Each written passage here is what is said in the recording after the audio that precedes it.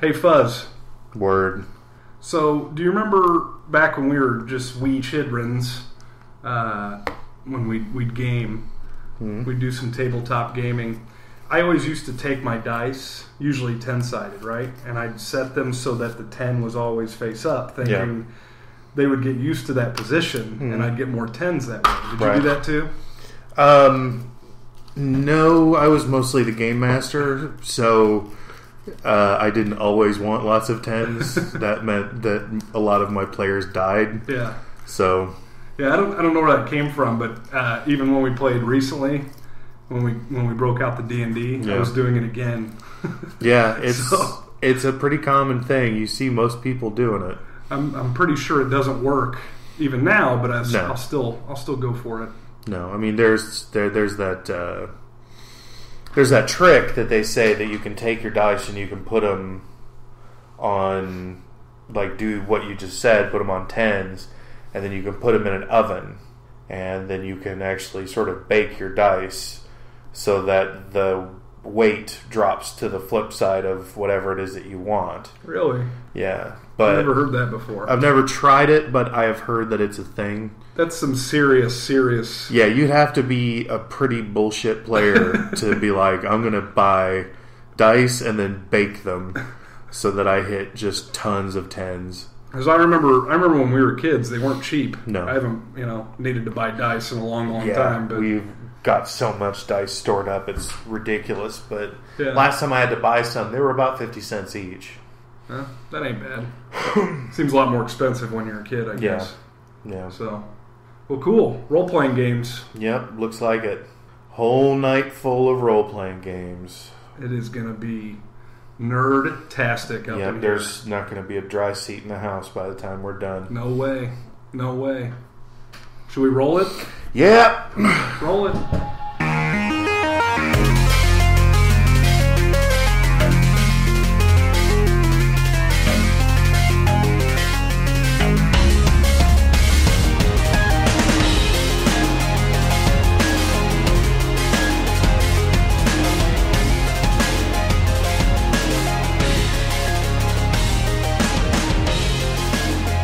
Hey everybody, welcome to Friday Night Rights, a podcast about storytelling. Tonight's episode will be about role-playing, not the kinky kind, where I put on a schoolgirl outfit and Shawn dresses up like Gumby. We have be the tabletop kind. I'm out of here if we're not talking about that. Yeah, be Dungeons and Dragons, White Wolf, all that good stuff. With me, as always, is Jonesy. Hey everyone. And return Friday night's alumni is Shawn. Hello. And of course, the mighty Shawn Ed. Hello. I'm gonna pass it over to Jonesy, have him talk about some of the website stuff. This is just a quick reminder that we are at FridayNightRights.net. That is a community driven for storytelling, for users to get on and tell their stories and to get feedback from each other. We try to post weekly prompts, but we have been slacking off because of NaNoWriMo. So stay tuned to the site for that. We're also on Facebook at facebook.com/FNRights. You can follow us on there. We post updates, podcast updates, site updates, everything like that there. We're on Twitter, twitter.com/FNRights. I got to be honest, I haven't checked it in about 3 weeks, so I should get around to that. But the big news this week is that last week was our first podcast on iTunes. So we now have a podcast feed that you can subscribe to with whatever your favorite podcast player of choice is. It is at podcast.FridayNightRights.net, or you can find us on iTunes. Just search for Friday Night Rights. And if you enjoy the podcast, leave us a review, rate, subscribe, all that good stuff. That helps us pop to the top of the list and lets other people discover us. And as always, we're on YouTube, youtube.com/FNRights. And all of the episodes go up on there, and they'll get dumped into a playlist also. So that's the story on that. Sounds good. So you want to talk about NaNoWriMo? Yeah, we can hit that real quick. Okay. I am sucking at it real bad. About 10,000 words behind where I need to be. But I'm enjoying what I'm doing. I've just decided to work at my own pace and not try to keep up, which I know is not the point of NaNoWriMo. But I just get too compulsive about what I'm doing, and then I want to go back and I want to add and I want to fix, and I want to mess with things. So, but to brighten that up, you got that nudge. Yeah. So the nudge was there, and you tried to keep pace, and there's still what's today? I mean, we're just halfway through November. Yeah, you still got time. Yeah, I know if I can get a solid day where I got nothing going on, I can bang out 10,000 words. It's just a matter of getting that going. So understood. I hit it pretty heavy on Sunday. I'm still behind. I'm not quite 10,000 words behind, but I'm close. I have all the faith in the world that I'll catch up this week. But who knows? Sometimes you plan to do something and you spend the entire day watching Mr. Robot. Yeah. Instead of writing. Yeah. Like you're supposed to. Yeah. So that always happens too. But I'm feeling pretty good about the progress I've made. I've gotten some positive feedback from you and from our friend John, who have read it and have liked it so far. I haven't really been editing as I go. I've just been putting the words down. So I know that there's a lot of work to come on this thing on the back end. So that's kind of always in my mind, but I keep telling myself to just keep going forward. Don't reverse and take out the second the typo will be there and you can fix it later. So what's the word count that you guys are shooting for the entire month? Like what's the minimum they're trying to get you to do? It's 50,000 words in 30 days. Okay. So it's about 1,700 words a day. That's the idea, which we're really sucking at, is to develop the writing habit. Yeah. So to sit down every day and commit to 1,700 words, right? So then if you get ahead, you get ahead every day for a week, you can take the weekend off or whatever. It works how it works for whomever is doing it. Does it have targeted weekly goals that you're trying to get? Yeah. Okay. Yeah, so yesterday was the 15th, so the goal for yesterday was to be at 25,000 words because that's, the exact middle of the month. So, and I'm at 16,000 or 15,000 and some change, so I'm right behind it. It's respectable though. Yeah. But, I'm sticking to it. I'm gonna do everything I can to get to 50,000 for sure. And if not, if I get to it on December 3rd, I'll be fine with that too because I will have at least put down told the story that I set out to tell, and that matters a lot for me. So definitely, yeah. It's still 15,000 more words than you wrote last year. So. Mm-hmm. That is for sure. Yeah, for sure. So. Well, you guys want to get into this nerdgasm? Yep, let's do that. All right.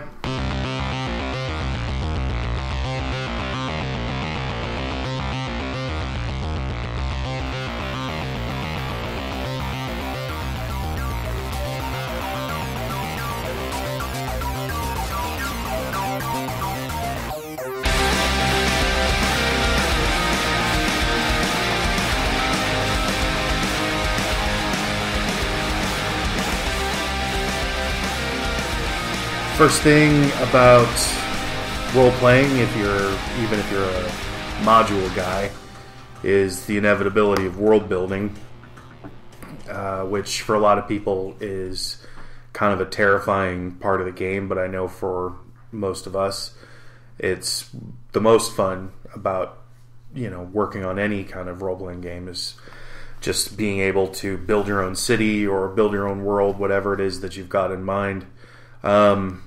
My process is pretty simple. I don't really set a whole lot of things in stone.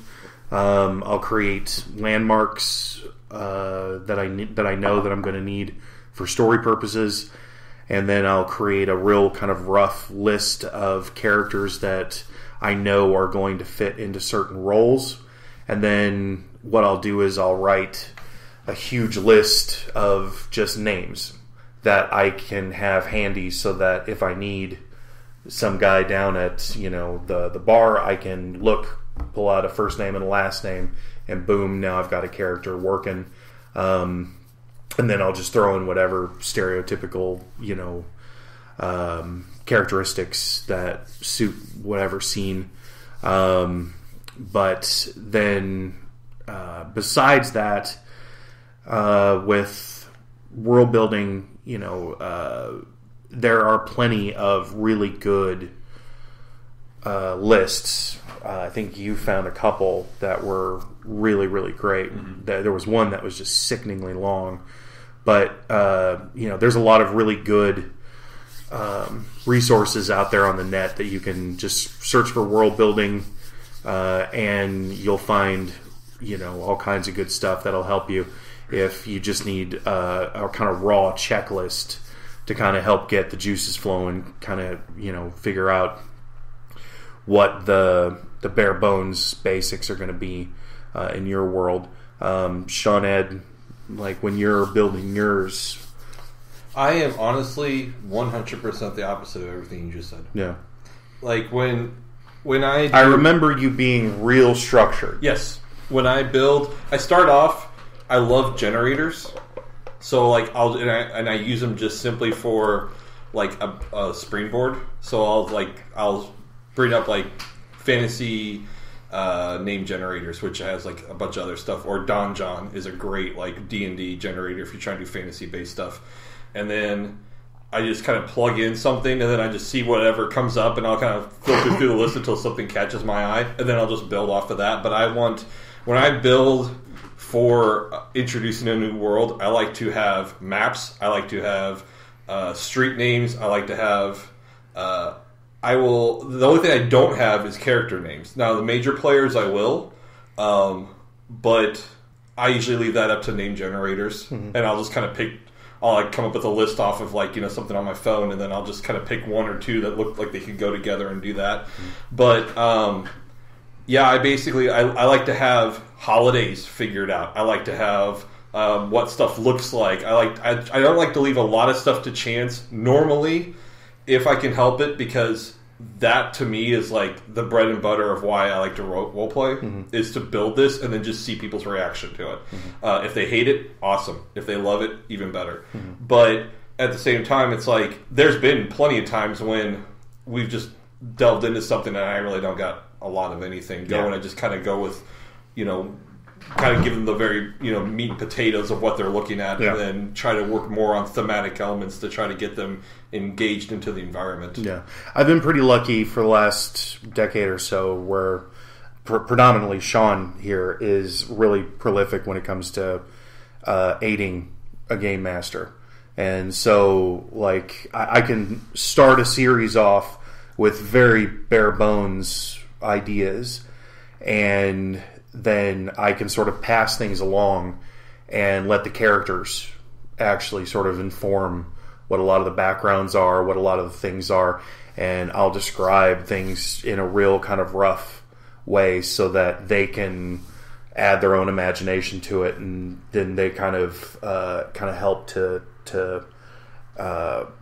bring, kind of crystallize the image, because back in the old days, when we were running Your Modern Day and My Dark Ages, we were, I always noticed that a lot of the problems that we all had as a group was that, if there were 7 guys at the table, there were 7 completely different perspectives on what was going on. And over the years, one of the things that I just kind of got sick of having to deal with was who's getting in the car with whom, and who's and then to basically just say, I'm going to give you what you need, but then I'm going to let you guys inform the rest. And I think a lot of it has to do, and what you're describing with Shawn, is how much role playing is a different style of storytelling, in that it's you're all together coming up with a consensual reality that you're believing in. And as the game master, you're just kind of, you can give as much or as little as you want to, but it's based off of the participants involved as to how much the story's going, how much you have to give, or how much you want to take them by the hand.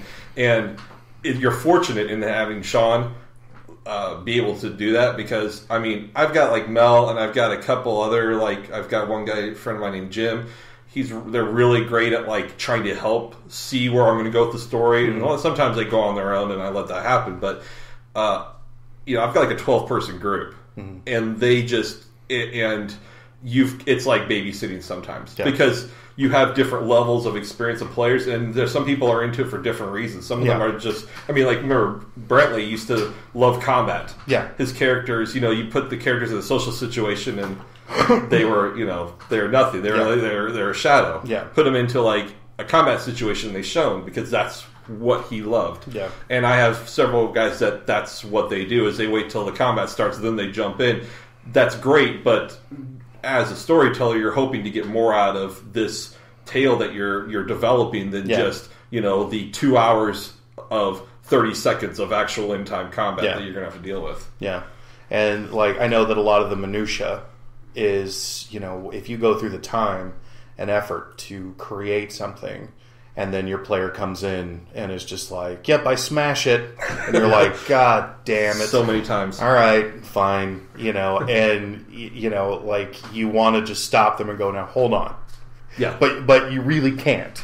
Like that's. Well, there have been times that you can hear the brake noise. Well, yeah. There's like, well, are you sure that's yeah. Like I reserve that classic phrase for when I know someone is doing something blunt, stupid, and then I will say, "Are you sure you want to do that?" And that's when everyone in the group goes, "Don't do that." Yeah. And then they're like, "You know what? Yeah, I think I'm going to do that." Every game master has that. Mine is, I think that's a great idea. You should do that. Yeah. Mine's kind of like the twist of yours, and instantly everyone goes no, and they grab the dice away from them and say, "You don't get to touch those because Shawn Ed wants you to do that." Yeah, and I'm like, I love it because now as a game master, maybe it's different the way we run, but I love using that kind of metagaming as a sense of perpetuating situations in different ways, because maybe I want to progress the situation and I want them to do something, or I don't. Right. Yeah, especially if you've trained your players on that phrase, absolutely, so you get that Pavlovian response where they hear it and they're like, "Oh no!" Absolutely, absolutely. But you guys have all done a lot more world building than what I've done. So my question is, I've always been more of a player. I've tried to run some games, and I'm awful at it. I'm not any good at it, but. So when you sit down and you world build, are you building your world with a specific story in mind? Is your world being built to serve your story, or are you building a world and then later on saying, "Here's a story that fits into this world. Here's a story that fits into this world"? What is it? I've kind of done it both ways. Both ways? Like earlier stuff with D&D especially, we would build that Lord of the Rings kind of universe. And then we would do the stereotypical things that you do in that world. Whereas the Arcadia world that I'm doing with the adventure stuff is more like I have stories in mind that I want to tell in this setting, and so I'm building the setting around it. Around the stories you eventually want to tell. Yeah. And I can see the merits of both ways. Yeah, because like with Millennium Station, the game, the heroes, it's gone from Heroes Unlimited to Aberrant to Mutants and Masterminds to all kinds of different things where you can get superpowers. But with Millennium Station, what a lot of it was in the old days was I want to build my own Justice League and then let everyone run rampant in that world and just have fun with it. And then over the years, when I became much more influenced by things that were going on, it started turning into, okay, I've got this idea of a really convoluted story that has layers in multiple realities and multiple versions of my world, and I want to put together a group of players that I know can handle the job of playing in this kind of game and aren't going to derail it all the time. The occasional derailment is always fun, but, in every game, derailment gets annoying as hell. And so, like, what I wanted to do was to put together a group of guys that I knew would be able to handle the task at hand, still have a good time, and still get something out of it. Still be able to play the character that they want to play, because back in the day, we had characters that became our flagship characters. You know, like in my game, you know, he imported a character of his design, Dominion, which became the character that was synonymous with him. You know, there was Psychotron that became synonymous with Mel. There was, you know, Legion that became synonymous with Leonard, and, you know, Tracer, and all the other kind of silly characters that came around. But, like, everyone had their flagship character, and I knew that this new group of guys would want to develop their own flagship characters as well, that would somehow or someday be on the scale of the stories that they heard from ye olde days. Right, because that's exactly what it is. It's like you're hearing the World War II vets are talking about their glory days, and we're the young Turks in there like, I want to be just like you guys. You know? And so our characters are always trying to live up, you know, to get to that bar that's been raised so high. Yeah, but as far as the building process goes, you know, what a lot of it is, you know, like if Millennium Station were a real city, you would walk into it and half of it would be foggy because it's not quite there yet. Like it's there when we need it, and then it'll sort of crystallize and become real and become a defined part of the city. But until then, I leave huge tracts of it open so that there can be development on the fly. And like I know Shawn is kind of the polar opposite of that, because there's been many hours-long conversations where we've been like, God, if we could just find a good map builder, you know, so that we can build this damn city, we'll be happy, you know. And that's my biggest bitch about world building. Is my downfall is I always will get in my mind that, okay, I'm going to work on my map tonight. I'm going to, you know, design my world, flesh it out a little bit more, and then I'll spend 3 hours looking for the best map tool I can find, and then I inevitably start messing around the internet and going to random places, and then my night's over and I didn't get anything done. Yeah. To be honest with you, the best one I found is pen and paper. Yeah, I mean, I hate to say it, it sounds old school, but I've tried looking for it, and the maps that I hand out to people, and it works a little bit better because I'm doing fantasy as opposed to, you know, superhero. Yeah. So you know, you want that feel. The map also gets a feel. It's a tangible object that comes between both our reality and the reality you're playing in. So you want to be able to show your players. You don't want to show, like, you know, something you drew to help your, you know, friend get to the liquor store to pick you up a 6-pack and get back. You want to actually have something that they can go, wow, this was like a map of an actual city. That's awesome. Where mine, I can, you know, that's what they did back then. So I can draw out, and if my, you know, chicken scratches don't look the greatest, they're like, whatever, you know, some drunken slob at the tavern gave us this. But I do actually put time into it. But I mean, the thing is that it's that tangible thing of just being able to sit and draw it out, and then add a little detail here or add a little detail there. Put a little, you know, putting the dots on there and writing everything down. All of a sudden you start clicking. Everything when you put together. TLC into something that you're doing, it makes it, especially for you, the game master, it means more, and you know, it often fails, but you hand it off to other people and go,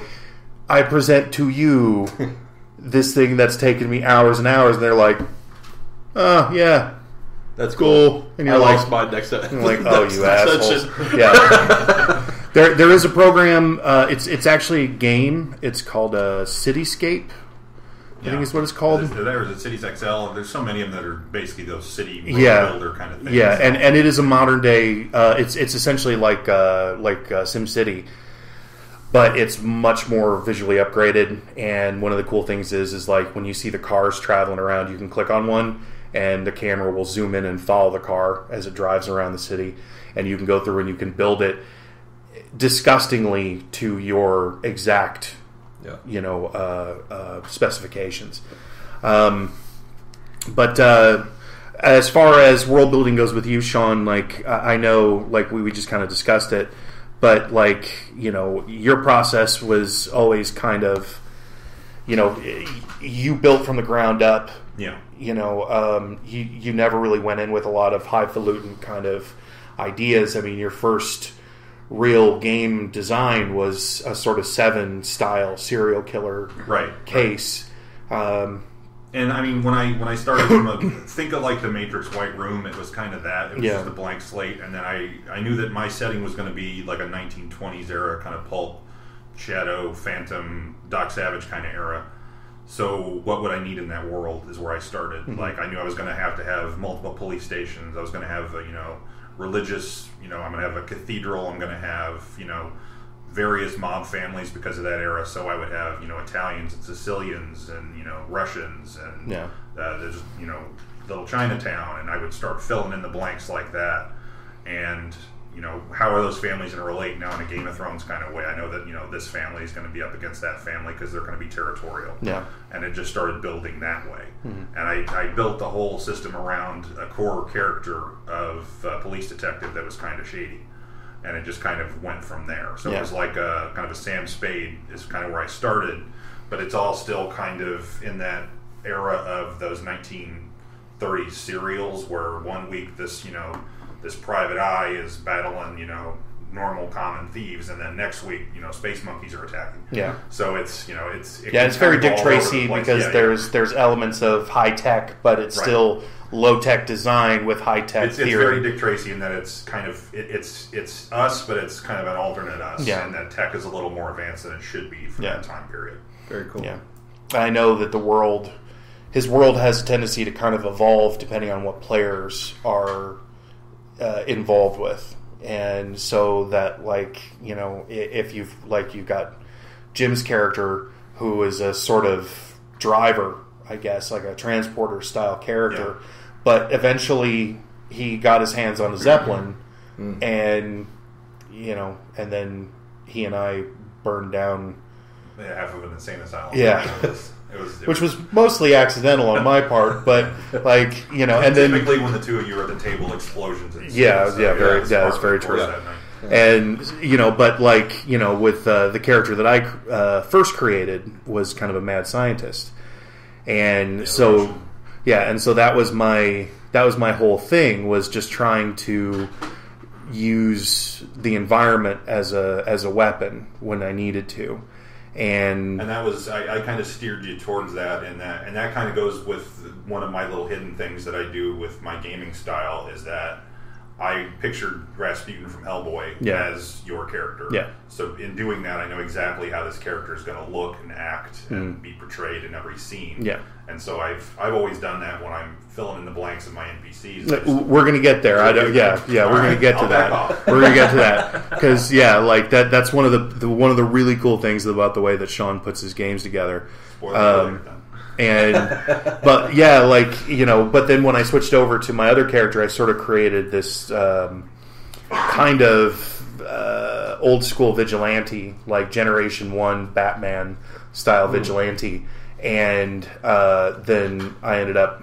And I actually have a little notepad that I wrote down, so that's of all of the generations going back. Yeah, it's a legacy character. And so there's been other Vertigos before my Vertigo. And the idea... Going back to the founding of the town. Yeah, and so... It's a very filled character. Yeah, and so as I'm playing the character, I'm in this 20s setting, and I'm doing all this crazy stuff, and then we run a game that all of a sudden delves into H.P. Lovecraft territory.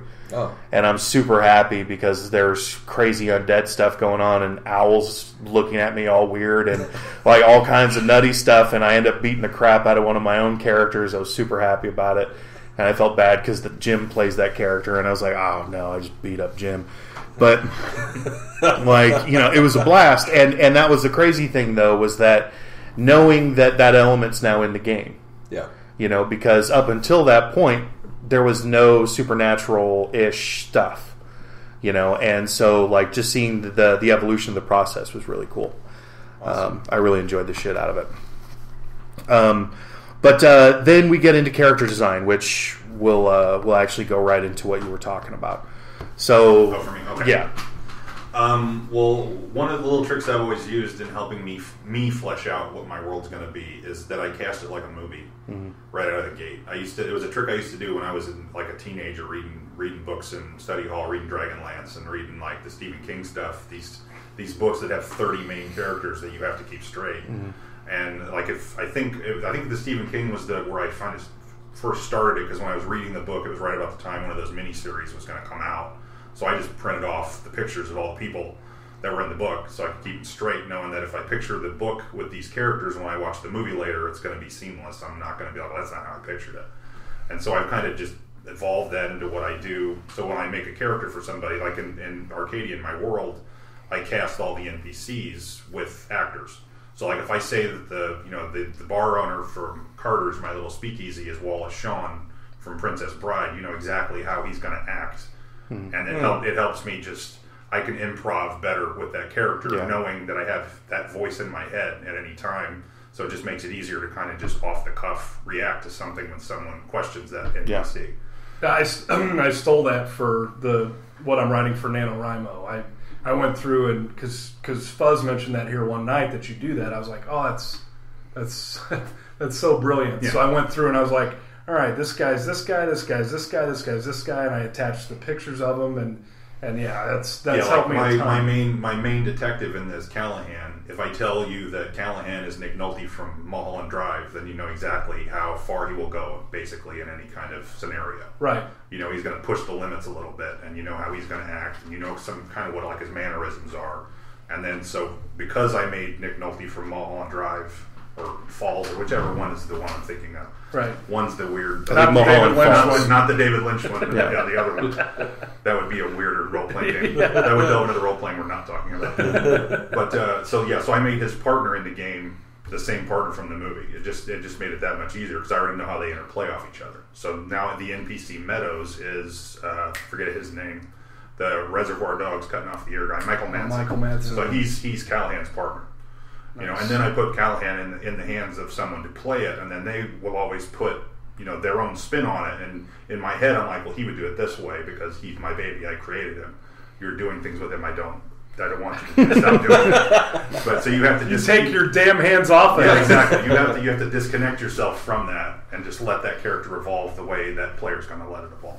But that's always where I start. Because that way it's just easier to keep track when there's so much going on, so many NPCs and so many different personalities, rather than to just always have the same inner voice in my head when I'm running all of them. I just slip into that actor, and then I know that, well, if this is Steve Buscemi, I know how he's going to act. So I basically just went and rented a bunch of 1920s, 30s, 40s movies and just looked for actors in period clothing, and I can just print them off. And if someone asks, well, who the hell is this? What does he look like? I don't just show you the picture. I can explain to you what they look like, never telling you that you're this character. Yeah, but at some point in time when he says, yeah, this character is basically like Vic Mackey, you just go, okay, I'm leaving. Yeah. I don't want anything to do with I don't want anything to do with that asshole. He always wins. Yeah. But I think that's awesome, though, too, because, when it comes time to get the game going, right, we're all there to play, to live the story or play out the story. So you being able to take, I don't want to call it a shortcut, but for lack of a better term, that's what it is. Yeah. For you to be able to say to me, okay, this guy sitting across from you at the diner is Vic Mackey, I'll be like, well, okay. Yeah, I will take my coffee to go. I wouldn't always tell you that, but it kind of goes back to what Shawn was saying about if I tell you this, then I can steer you in the way I want, just because you'll trigger in your mind. Well, I remember that character, and I remember how he can be, and I don't want to push his buttons. So I'm not going to do that. But that common understanding of who it is, just based on the actor. So even if you're describing to me Nick Nolte, chances are I might go to Nick Nolte from that movie, right? Or Clint Eastwood, depending on how I describe it. And I'm not always going to tell you. Sure, That's for me, because a lot of the way I like to play, I used to be back in high school. I used to be the guy who would write down every step. And if you veered away from that step, I would go into panic mode because you've now strayed off. You're off into the the netherworld. I don't know where we're going, right? But I know it's something that feels really well at is just improv and coming in with 3 sentences on a piece of paper and then letting it go where it goes. And I would like to emulate that and get to the point I can do that. And I've been trying. There's like the game he mentioned with the H.P. Lovecraft stuff. I wrote down half a page of notes and just kind of made it up as we went along. And it was a lot of fun. It's terrifying. Yeah. But it does get better as you go. Yeah, it usually is a lot of fun. So I've always found a very loose outline. Keeping those actors in my head will keep me kind of going the direction I want to go. And if we do stray, I'm not freaking out. That's a cool technique. Yeah, so character design. Well, can I ask him a question real quick? Yeah. Okay, so... Nope. Sorry.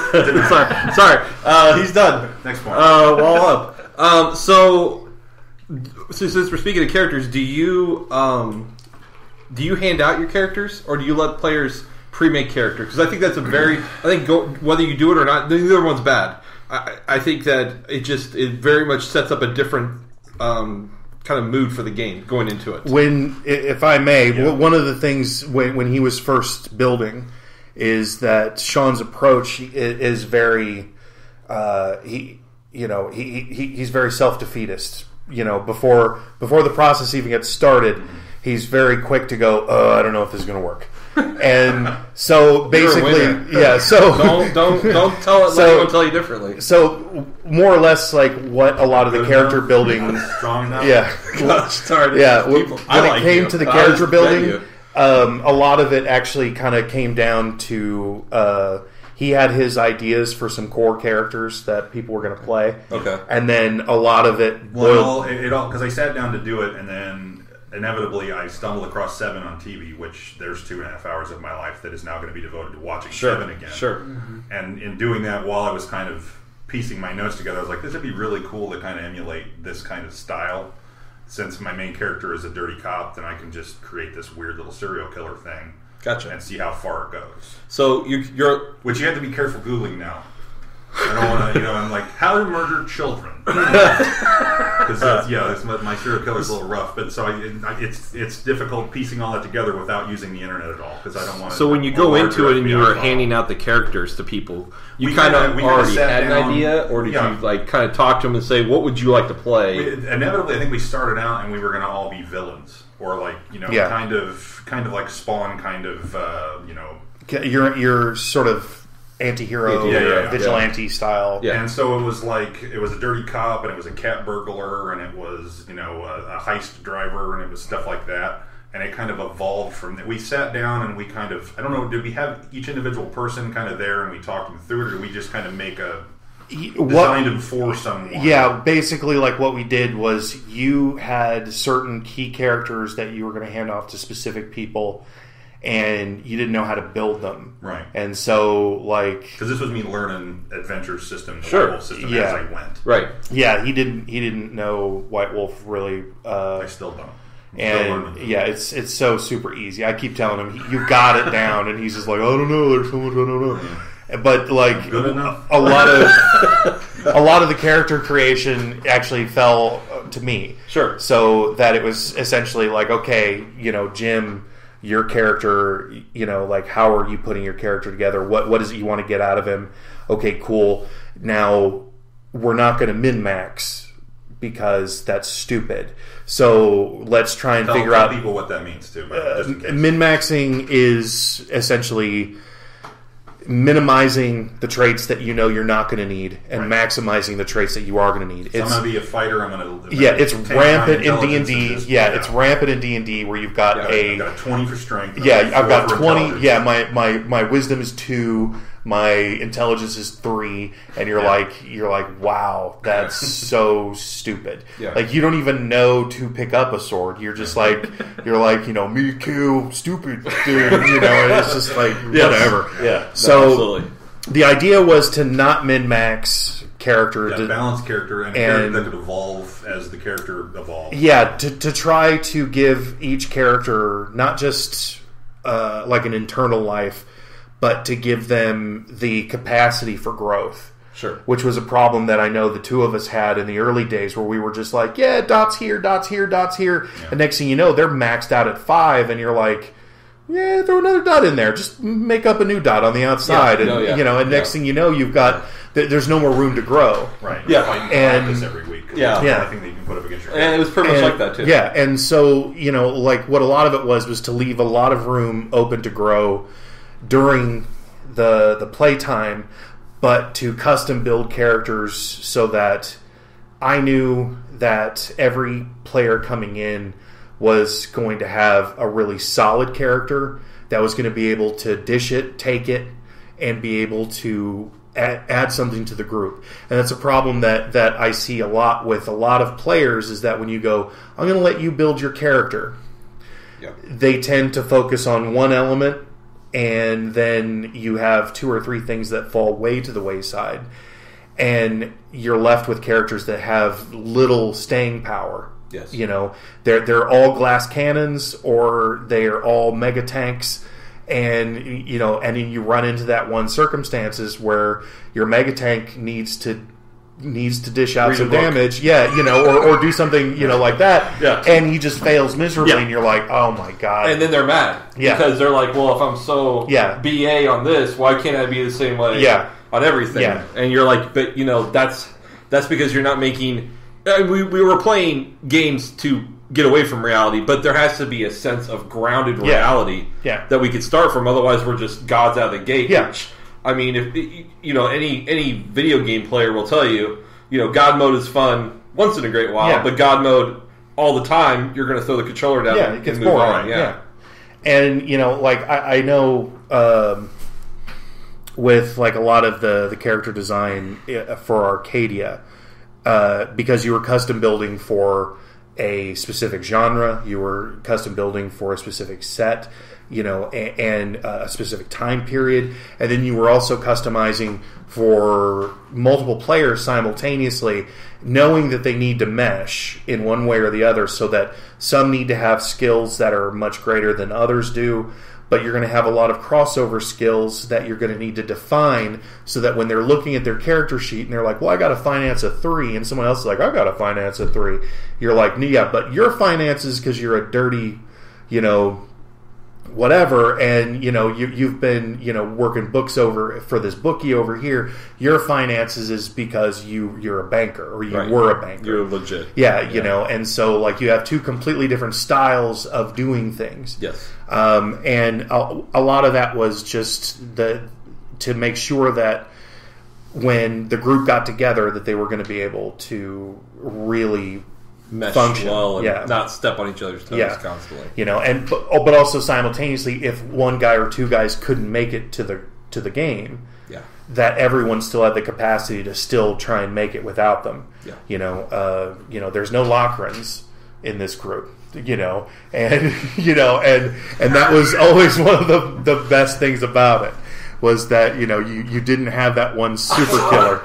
I talked about Duke Greg the other day. I had to tell the whole story about Greg, and we had this manager named Greg who was talking about. I worked at the mall at a popcorn kiosk by the merry-go-round, and this big, burly, weird talking man named Greg. Might have been a real werewolf. I don't even know. He was the biggest, burliest dude I've ever seen with that couldn't speak proper English, would come up and like say, "Hey, what you doing, John? You going to hang out and need some popcorn?" And I'm like, "Yeah, whatever he said, dude." He's like, "Yeah, I heard you did the D&D and the stuff." And I'm like, "Yeah, that's awesome, man. I think that's, you know, whatever he said's really cool." And he's like, "You should come work for me." And I'm like, "Okay." So then I went and worked for him, and Justin was working, and Jonathan Leonard did for a little bit, and then we had a friend Kenny that worked there, who basically was just our bitch, because like Justin and John and I and Greg, because Greg wanted me to work there, so I was a game master. He wanted to get into role playing.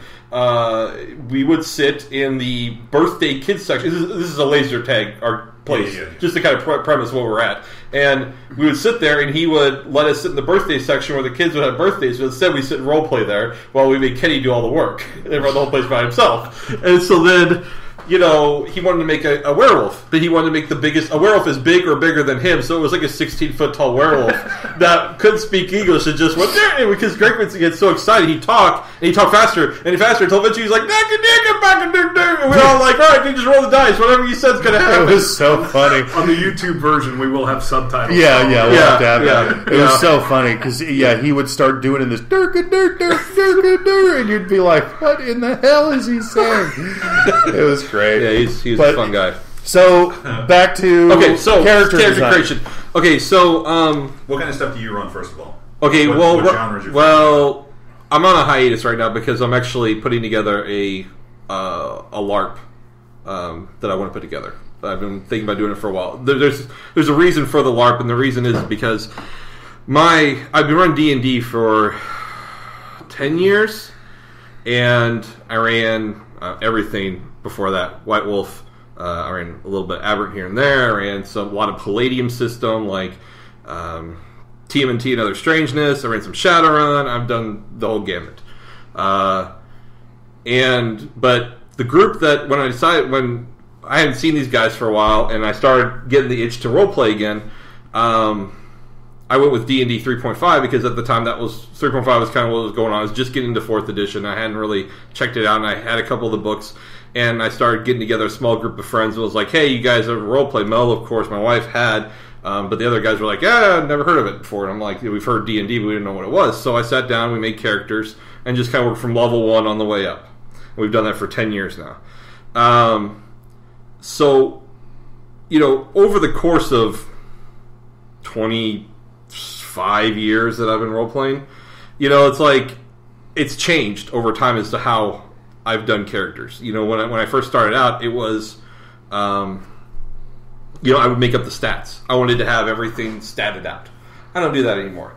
I don't feel the necessity of it because I've ran enough times off the hip that I don't need to have the personality. But there is something in, and I listened to another podcast. I won't plug them because they're not us and they're not as awesome as you guys are. That's podcast adultery. Yeah, it is. But they're dirty and they don't know that I'm in them.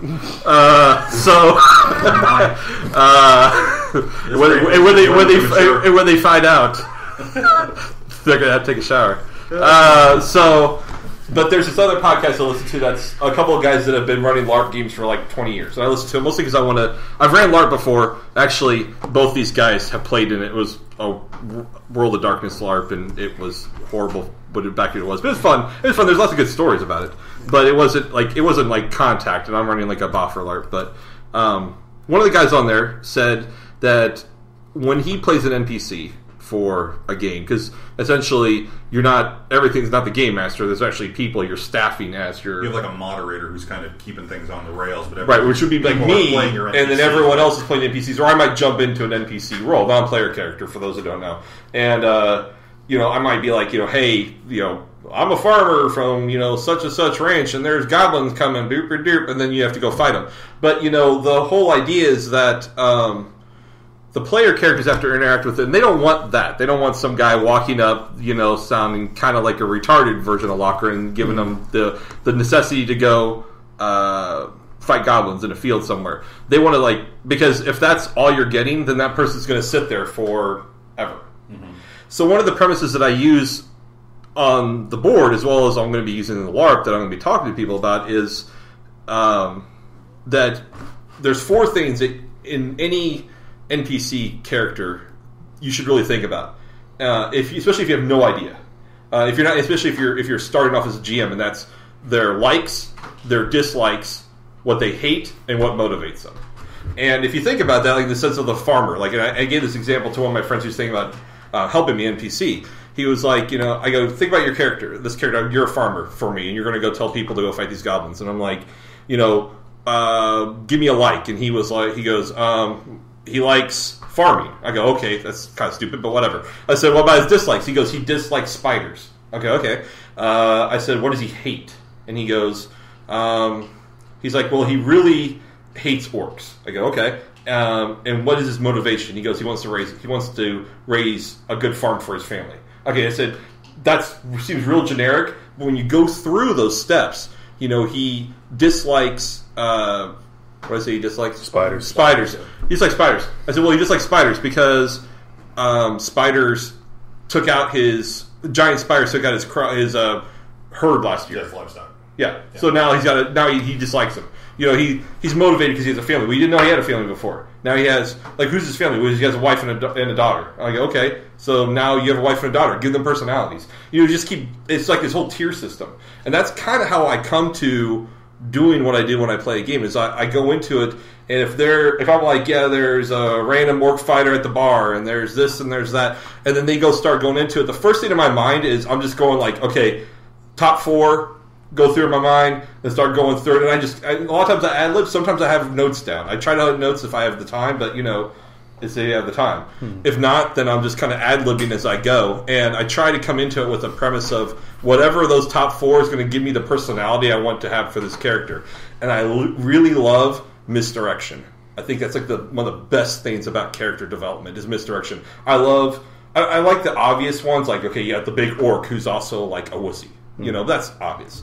But you get in like those ones where you have the necromancer. And they're all like, necromancy, obviously we can't trust this guy. But he's actually like a really good guy. And he's got like a whole premise behind why he's doing it. So in the end, at a crucial point in which they think they should totally kill him, and they've already tried on several attempts to kill this guy off, he helps them out. And then he's like, and then they're like, huh. Or, the golden-haired, glowing aura of brilliance is actually the villain. It's all a facade. Not like the straight illusion spell you have to roll against. Right. We're talking like I play it up. That whole sense of misdirection. One, you don't want to do it too often because if you pepper it all the time, then your players never trust you. Yeah, right. They'll expect it. They'll expect it every single time. And cheapen it when it's. It is. Yeah. There has to be like a sense of. Well, kind of like Shawn said, if you're setting up your scenes, you're setting it up as if you're telling a movie, but there's no film. They're not watching a screen. The screen's in their mind. You want to get as much. Not just detail, which is great because that helps up set theme and mood, but also just like the elements and like how they feel, how the characters, describing things using certain words creates a much different picture than using other adjectives or adverbs. And I think that's like a big. I think defining that craft and refining the craft is just. It's one of the major things that drives me in doing it. Yeah, and I love characters. I love character development. The characters in my game, Mel's got the oldest one with one other character, and they're kind of the top two. And she's kind of taken the helm of this whole the group started off as just a kind of as groups do in D&D, just kind of wandering around, adventuring, blah blah. But then they started, I started giving them things that they shouldn't be able to. I started giving children nukes. And started saying, what would you do? I started, giving them the ability to change reality on drastic levels. And I baited them as a good GM would, but I also made them understand that the decisions that they make, they will have to deal with the repercussions. The repercussions are always going to be death. Death cheapens a game. I've had one character die off in 10 years, and not because I've held back, but because I've always given them a way to think about coming into any battle. And the one time that a character did die, it freaked everybody out because no one's ever seen a character die. I mean, a character death in a story shouldn't be happening every other second unless you want it to be so desensitized that that's everyday life. I've always felt that I game master with the safety on. Like, I'm afraid to go that far. And so it's a fine line to where they feel tension and they're scared that something bad's going to happen. But in my mind, we're still playing an episode of Hercules: The Legendary Journeys, and nothing's going to happen to the characters. It's going to seem like they're in trouble before they go to the commercial break, but as soon as they come back, it's all going to work. And tune in next week, and they'll all be fine. Right. Yeah. So, but then how do you keep the tension up and keep doing that when they inevitably know that this is going to work out in my favor anyway? I will say that that was an issue, and it actually came about.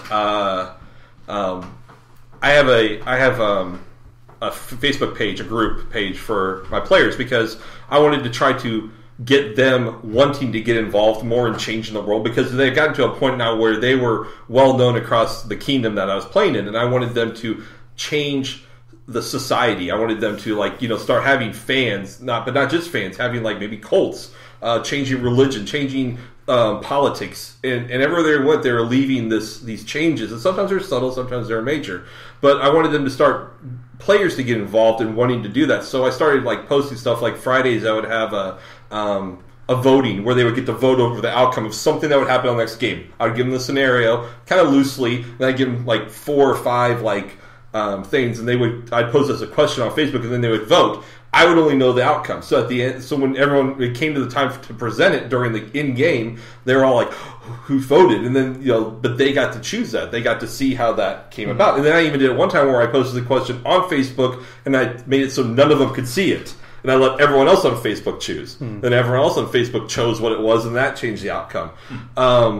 But ultimately, the thing is that I wanted them to do that, and one of the things that was brought up was somebody types, "Well, Shawn never kills his character, so either way will be fine."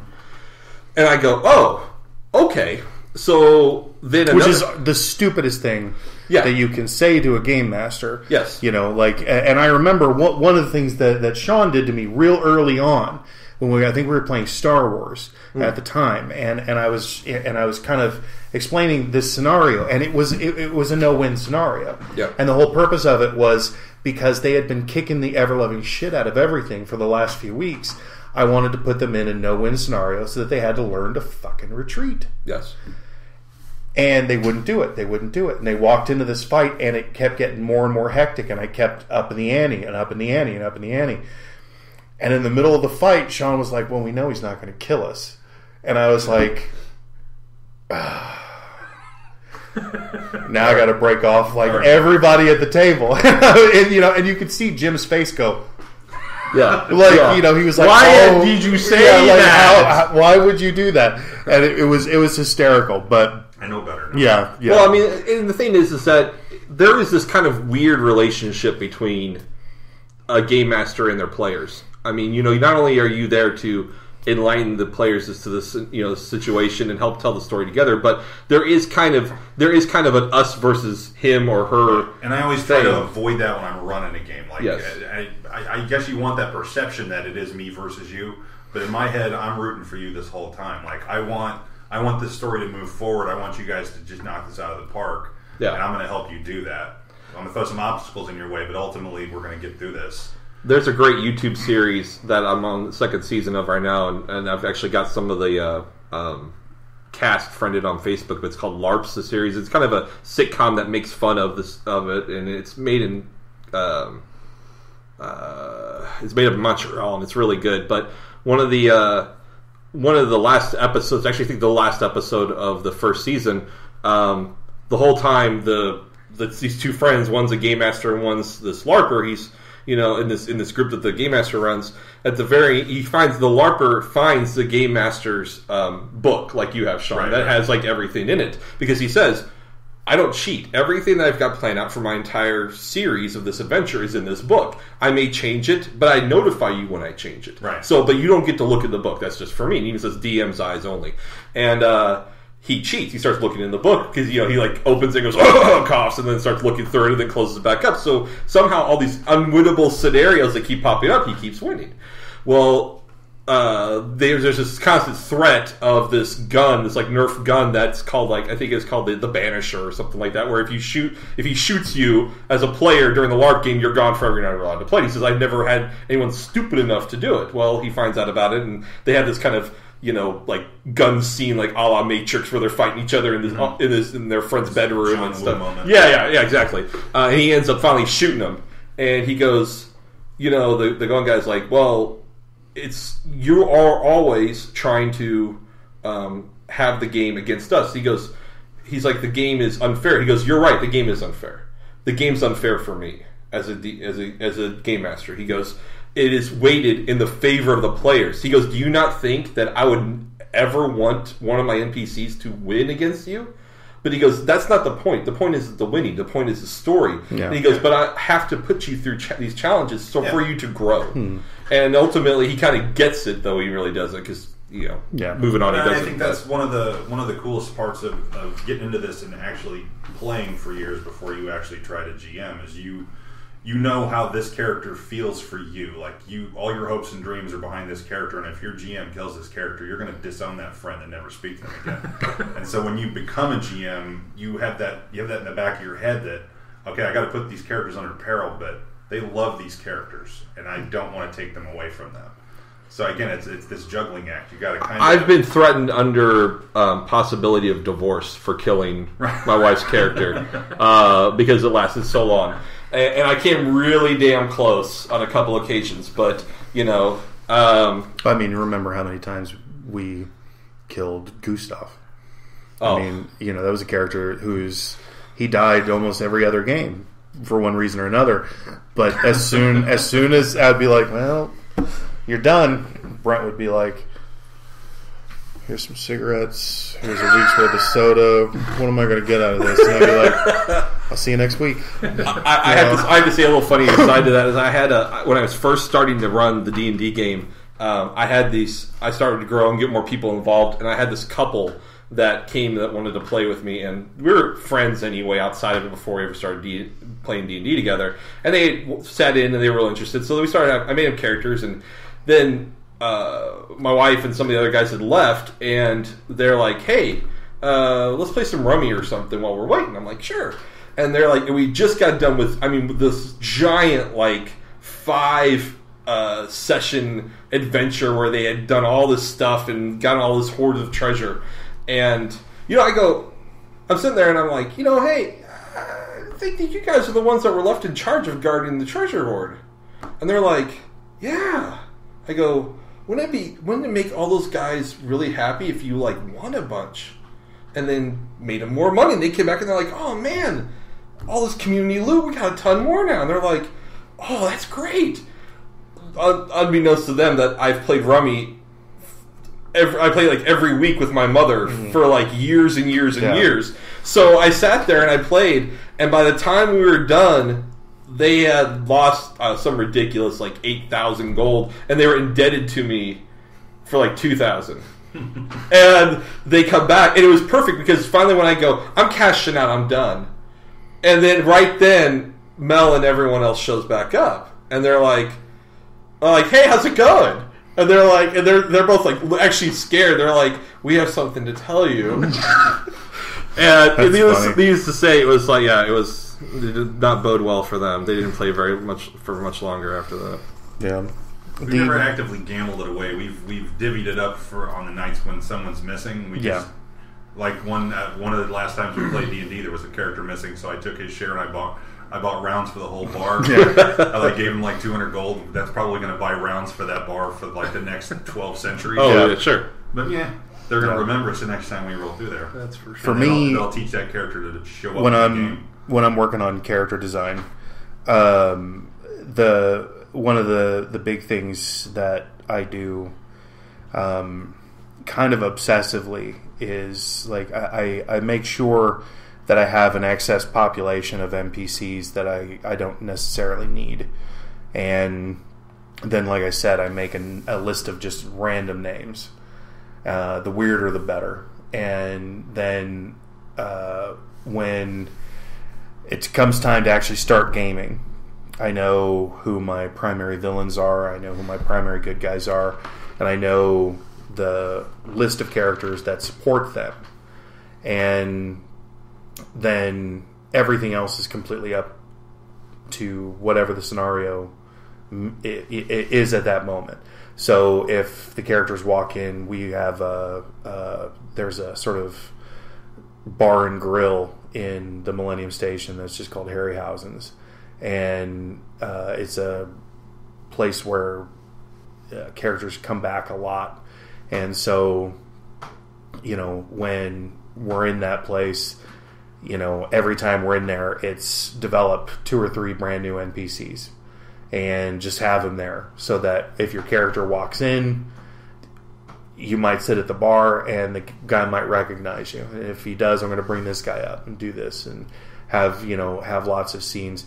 And then as far as the design aspect, one of the things that I get kind of compulsive about is that in all of my role-playing scenarios, I never, you will go through games sometimes where you would think that the population is heavily imbalanced on the female end, because I will throw in tons and tons of female characters into virtually any scenario, using men as the sort of they're almost overwhelmed, the sort of us versus them scenario, because tactically it throws off players. For women, it's never really that big of a deal. When you have women players, they tend to be able to bounce back and forth relatively easily. But the second that you throw female characters in a heavily male-dominated game, and then you start, having it so that each one of those characters is potentially whatever your character is plus 2. So whatever your power level is, she's got what you got plus 2. It might be a completely different version of what you got, but she's got your same power level plus 2. And so then that way, whenever you're maneuvering through the world and you start encountering characters, you start going, you get a lot of the hyper macho shit that starts to kick up every once in a while. And then when it does, you drop the hammer with some seemingly innocuous female character that knocks the ever-loving shit out of them. And then they're just like, okay, I'm completely... and then I also have, like, my sort of overwhelmingly terrifying big bads. Like, Talbot is one... He's a reoccurring one that whenever he shows up, people just run. They don't want anything to do with him. They're just like, yep, screw this guy. And, then you have the old favorites like Extinction and Holocaust and all of them. And, so that whenever like Tau, whenever I mention certain characters, the whole group, like certain phrases, Nigel Keane. Yeah, Nigel Keane, and which is a Brent character. And, have it so that, like what you guys were saying earlier, that Pavlovian response. Yeah. Where, you can just sort of say one thing and then the whole crew kind of look, or one person looks at you like, what the fuck's and it always works. That's one of the best things. I like it when you purposely plan one of those characters out. This is a nemesis that's going to pop up a lot, or this is, an NPC that's going to be super helpful, and the characters will love to go back to them. And Shepard and but it's those characters that you randomly grab. I'm going to go to this today, and you weren't planning on it. I need to go to a blacksmith. Yeah. So you just grab a random name and create this blacksmith and throw a quirk. He says something funny, and then they keep going back to him, and now they've created this huge. The players will develop a backstory for that NPC. Yeah. That a moment ago was a random name. Yeah. When we played Steel, that was something that happened all the time. Where it would just be, we're in this crazy sci-fi scenario, and it's all kinds of crazy. And I would just be like, here's this guy, and then next thing you know, they would have developed him for me, and I would be like, it's wonderful when that happens. And that happened with Emil, with John Leonard's character Emil in my game, because Justin and Shawn Cornish kept, when I played their prelude to their characters in White Wolf, Emil was their contact to get all their not so legal stuff, their contraband, and then he just was around enough, and Leonard was like, hey, I want to play. And I'm like, hey, play this guy because he's already got personality. I remember that. That was so funny. He took it and ran. Yeah, that semi full of Mexicans that died that poor day. So moving on to narrative time versus structured time, which is the distinction between when you, the storyteller, is telling the story versus structured time, which is more or less always combat. And structured time can also be used for things like skill checks, etc. When you have, whenever time becomes a serious issue, when you're picking a lock or you're hacking or you're doing whatever it is that you're doing, time is of the essence. That is structured time. And narrative time is when you're just, you can say, yep, you walk into the bar, you hang out for a little while, then you go home. 3 days later, blah, blah, blah. Versus a fight scene that could go over the course of 6 game sessions. Yeah. And that's one of the things about structured time that a lot of game masters have a tendency to really, really hate after a while. I remember back in the old days with the Dark Ages game, the White Wolf Dark Ages game, I used to love combat because it was fun. And it was a way to tactically see which characters were being really super creative and which were maybe not so creative. By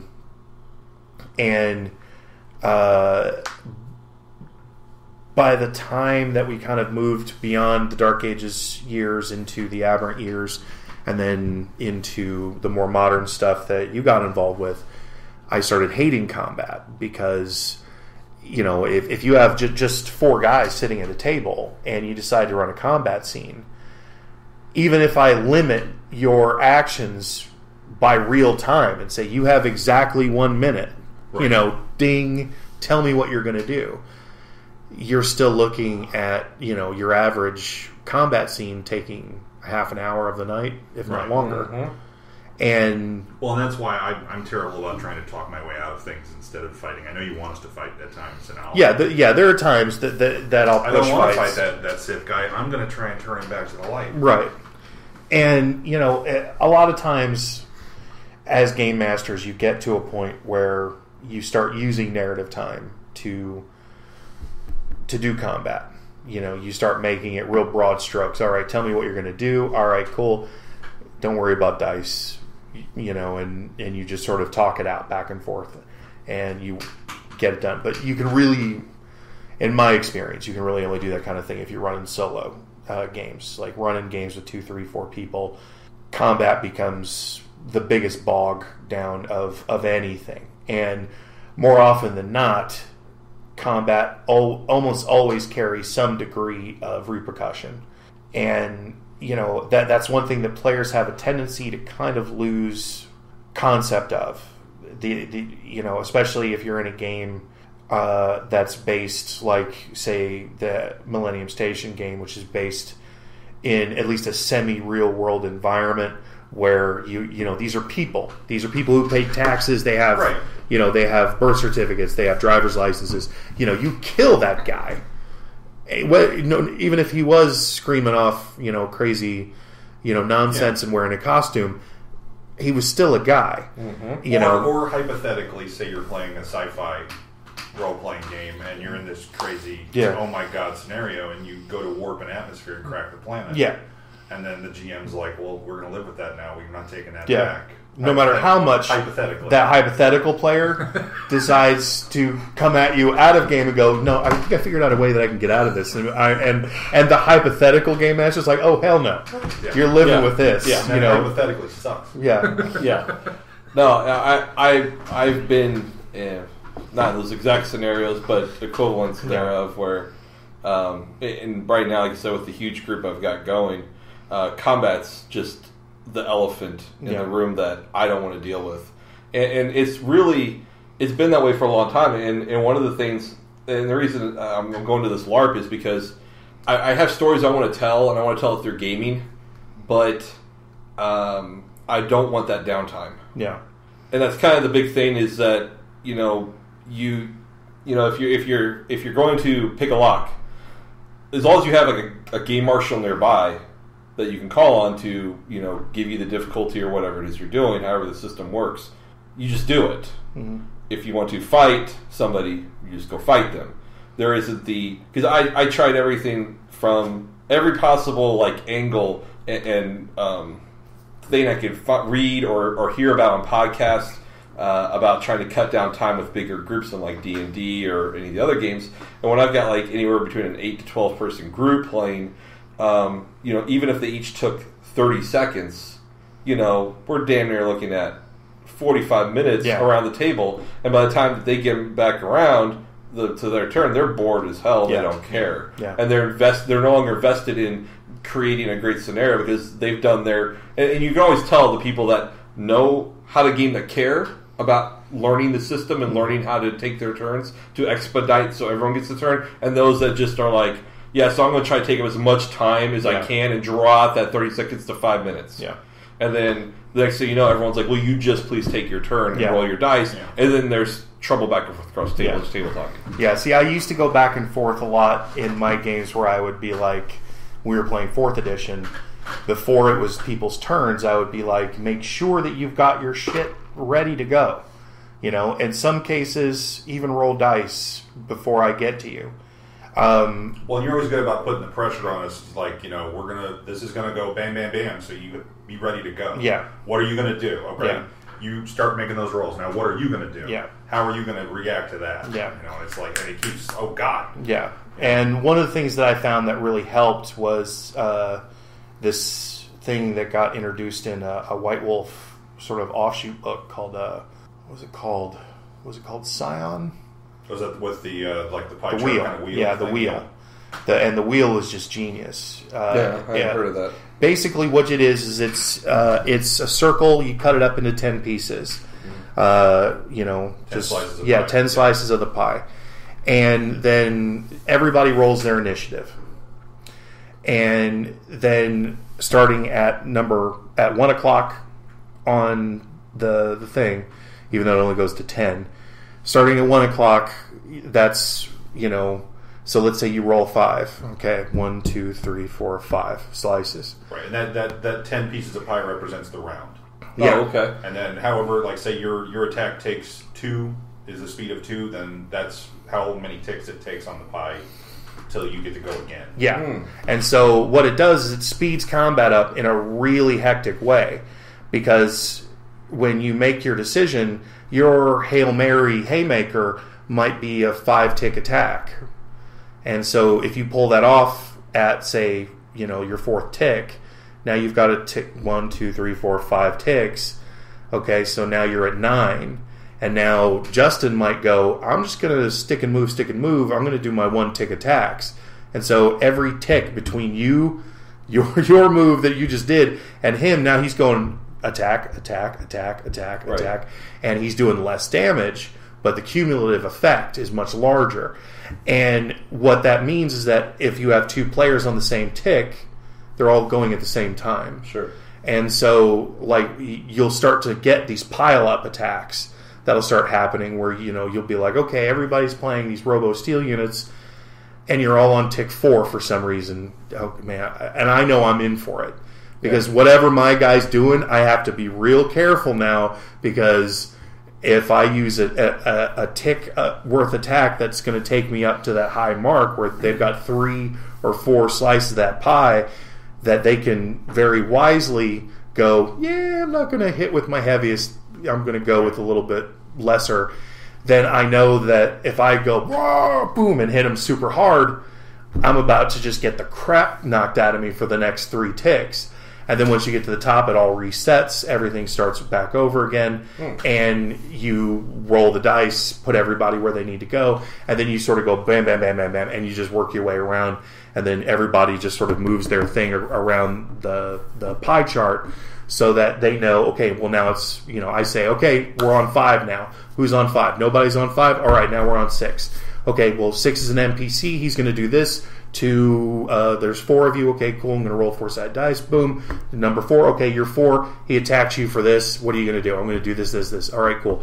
And then I'm moving on to the next one. And I'm going, okay, now you're up and you're up. So what are you guys going to do? You can do a combo move because you're on the same tick. Right. All right, cool. And it did encourage that combo move. Like if you see that, okay, I'm going to be in three ticks, I'm going to be on the same tick as you. What can we do kind of together in tandem to really... That's sort of, Thor and Captain America move, right. Where he, bam, and then everybody falls over. Gotcha. And I found that really made combat a lot more exciting, because one of the things that always sucked back in the old days, especially playing in the modern day game, was that whenever we had good old TK up to the plate and he'd roll that Quicksilver, we'd be like, well, he's got 14 attacks, let's just lay down for a while as he chews it up, whatever it is. And I can't complain. I had a character that was the same way, but just not to that degree. But it was just, I had an overwhelming amount of damage that I could bring to bear, and I could do it multiple times in the same turn. But like, the wheel, the pie, the tick system makes it so that everyone has multiple attacks per round. Everybody has the capacity to dish out a little bit more and to start working up combos in their heads, so that now you're doing two gut shots and then a heavy headshot, whatever it is. If you're using guns, you're backing up, and that gun, bam, bam, bam, that first fire shot, cool, you've got a 2-tick time period before you get to go bam, bam, bam again. But when you get to that second, you might not want to go bam, bam, bam. You might want to draw your dagger and stab the guy or whatever it is. Sure. So it gives you a lot of flexibility. It gives you a lot of it gives characters a lot of leeway and a lot of creativity when they're developing. And I mean, it's not far off from using the initiative system, but just the mechanics of it, the way that it worked, it did just make it seem so much more frenetic. That's awesome. And that's kind of cool, because then it seems like it's less structural and more narrative in that event. Yeah, right. Did it accelerate the process at all? It's because I have very limited patience. And after the years of dealing with me, they know that that I have little patience to the old days with the Cornish moves that would he would be like, okay, we're walking in the room, and you'd be like, oh my god, here we go. And and then 20 minutes later he'd be like, so what do I need to roll? And you'd be like, 14 things. You can't do all this in one move. But you'd feel so bad for him because he just worked up this incredible thing. You'd be like, just roll athletics. Right. And he'd be like, okay, 14 successes. I know. Just do it, And there's been multiple players who've come and gone that their actions are these Rube Goldberg. Yeah. Well, this is going to happen. It's going to ricochet out of that. Then I'm going to do a backflip over this thing. Yeah. The chandelier's going to fall on this guy. Yeah. And then inevitably you're going to botch the first of 14 actions. And then it all derails. Yeah. And then we make fun of you every time. Yeah. Absolutely. Yeah. That is a GM's golden right. Yeah. And, but the wheel, it sped up combat, but a lot of it was because I deliberately forced I forced the players to do it. When you sit down at the table and you're going to run a combat scene with me, and if I'm going to use the wheel as my main driving method, then when you start moving your piece around that wheel and you get to that next part, I've failed if you're not ready to go by the time that dice or whatever that marker is hit that next point. You need to be ready to go and super prepared, even if you've got to wait 5 ticks, 7 ticks, 8 ticks. Well, I think that's the visual aspect of that. I mean, if we're on the initiative system in the old D&D, and I know that, I'm an 11 and you're a 14. Yeah. That doesn't. I mean, yes, we know who's going to go first, but that doesn't really reinforce it to me and light a fire under me. Seeing that I've got 3 ticks, and I know in 3 ticks you're going to go, okay, what are you going to do? Yeah. And no one at the table wants to be like, yeah. So we're gonna think ahead, and it does keep the pace going much. Yeah, faster. because we had a player who was notorious. He was notorious for a little bit of cheating, kind of under the guise of ignorance of how to run of the system, where it would be like, oh, I'm gonna use this attack, and that fires 4 arrows, and that attack does 1d12 plus 9 damage, and you'd be like, really? You just fired 4 arrows for 12 plus 9 each? Let me see that. You're level 3. Yeah, you're level 3, and you look at it and you're like, no, asshole. That's not how this works. I've got one of those players currently. Yeah, and the thing is that when we had that element at the table, it spoiled everything for everyone. It does. And and the thing is that when the people that are playing by the rules, I rolled a 10. Legitimate mistakes are always instantaneously forgiven. There's no problem for it. But when they're consistently sustained under the guise of, I just didn't know, then you just like, no, and then the whole group gets punished. Because you can't just go, you're an asshole, I'm going to make you not want a game anymore. So then the whole group... Boot camp rules. Yeah, and so then the whole group gets, takes in the poop chute for a whole game. Well, I still have that issue with a player, and the problem with it is a player that's like that, let's just simply put, they're not a good player. Yeah. I finally, the player that I have, I finally had to I tried doing that where I punished the whole group, or I tried to maybe punish, bring about punishment in a way where he would be, it was obvious he was taking the brunt of it, and he knows, because he's like playing that ignorant card of, why would I do that? I didn't know that was going to happen. And eventually I just had to, it got to the point where on the webpage one day I just called him out. I was like, you're dumb, you're doing this stuff. Everyone knows it, and then everyone chimed in and goes, "Yes, you are indeed dumb, and you cheat, and you suck." And I was like, "Grow up, dude. It doesn't hurt for your character to mess up." Yeah, failure can often lead to really, really funny stuff, or just really, really epic stuff, if you're smart and if your game master is ultimately forgiving. I remember back in the day when you had those damn fate dice, and it would just be like, okay, I'm going to roll these stupidly oversized dice, and you'd be like, okay, crap, and he'd roll, and you'd be like, shit, I got a 1. My head just blew up, and you'd be like, well, I'm out, And I remember, because there was no doubt that in Shawn Ed's old modern day game, I was such a huge problem child. But you have that because he was the same way in my game. I'd be like, yeah, here's Anton, here's a stupidly old vampire, and you've got crazy death powers, and he'd be like, okay, and then it would come time to play, and he'd be like, now, I just read this power. And it says that I can do this, and I can sweep over a whole countryside and instantaneously kill everything. So now that I'm in this idyllic countryside, and there's this kindly manor up on the top of the hill, and I'm a 2,000-year-old vampire, I'm just going to kill everything and then raise everything up from the dead as my undead army, my undead minions. Okay, well, I had plans for that, but I guess you're going to do what you're going to do. And, and so you just be like, fair enough.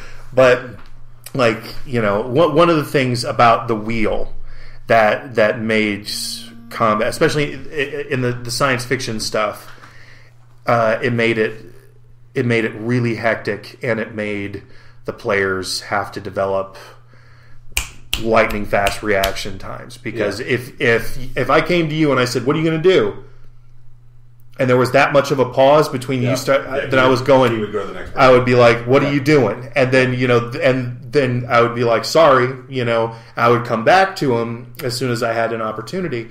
But I could just tell that of the 5 or 6 people at the table, that they were chomping at the bit to get going. They wanted to hit it. I think a lot of that's training your players, though, and that's something that you always did. Mm-hmm. Even back in the old days, we always knew, even then before the pie chart was around, that when Fuzz runs a game and we get to combat, we want to simulate the intense, quick decision making of combat. So it was bam, bam, bam, bam, bam. Yeah. If you train your players from the beginning that this is the way it is, they're going to expect that every time. Yeah. And the problem that I had is that I would bring on lots of D&D's kind of like that. It's the stable, it's the one that's been around for the longest and has been play tested. So it's a great beginner's game. Mm-hmm. And so when I would bring people in there, I'd be like, hey, I've never roleplayed before, but I heard it's really cool. I'm gonna try. I'm like, yeah, come on, just try and get more people into the hobby.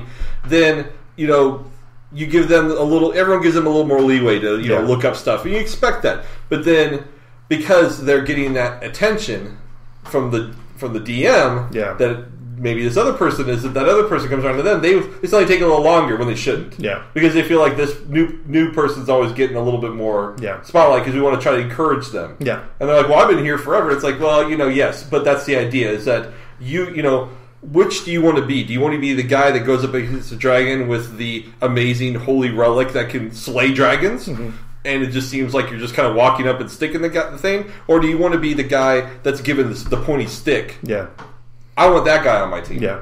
I want you to think outside the box. And you've always been a much more narrative-driven storyteller. You have, when you bring stuff to the bear, even if it's baffling, shit off it is. Yeah, you have no problem being like, I've written 14 pages, and God damn it, I'm going to read at least 2 of them. So sit down and shut up and just pay attention. And and I remember back in the old days, like when we would be gaming, and there would be instances of deciphering like actual ciphers.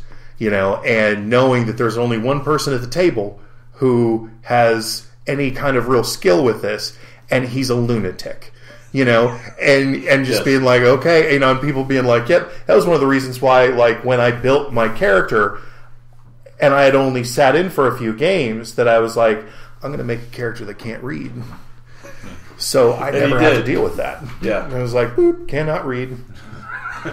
I win. And also doesn't speak English, right? Or is that around mixing the characters? No, he spoke English, but it was limited English. Very limited. And and that was hysterical, because at one point, while we were playing, he had another powerhouse character. He had a lot of powerhouses, but he had one powerhouse named Eugene who couldn't. He was mute. Yes. And then Shawn Ed pairs us up together, and so he goes and he writes up this thing, which is something he did out of character. He wrote up what he was saying, and he handed it to me, and I'm like, crumble, crumble, throw it over my shoulder. And I'm like, Shawn, I can't read. And he's like, oh my God, you can't read. I'm like, yeah. So I'm just chattering away to this guy who's just like, the whole time. It was fantastic. Yeah, it was like the Odd Couple. Crack. And it was hysterical because we walked into this scenario, which was a suicide mission, and we got to the bad thing, which was called a Nexus Crawler, which is one of the things that, like, if you play White Wolf and you're familiar with the Apocalypse game, you know that you come up against a Nexus Crawler, you're about to get turned into goo. Yeah. And I'm like, all right, let's bring it. Let's do it.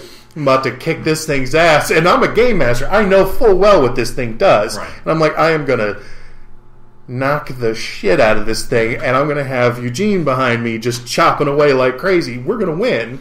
We're going to kill this thing in one round. And Shawn Ed's like, no, you guys get, all right, fine.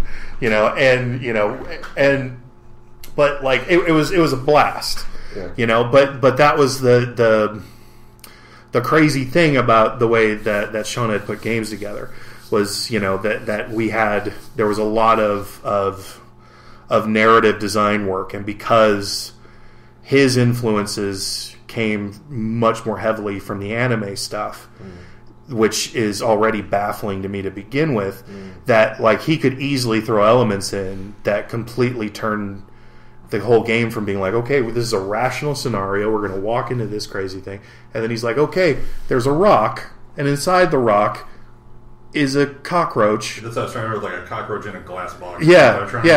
And we're like, and everyone's like, what does this mean? And he's like, I don't know, figure it out. And we're like, but I'm not as smart as my character. Like, I don't know. Like, tell me. And he's like, no, you got to figure it out. And we're like, what the hell is going on? Like, this means something. Yeah. And we're like, what is going on? The thing is, I still do that, and I feel bad for Mel because Mel and Jim, my other big hard hitter, they're like basically my two like go-to when it comes to figuring stuff out players, because everyone else is just along for the ride, and they're not used to.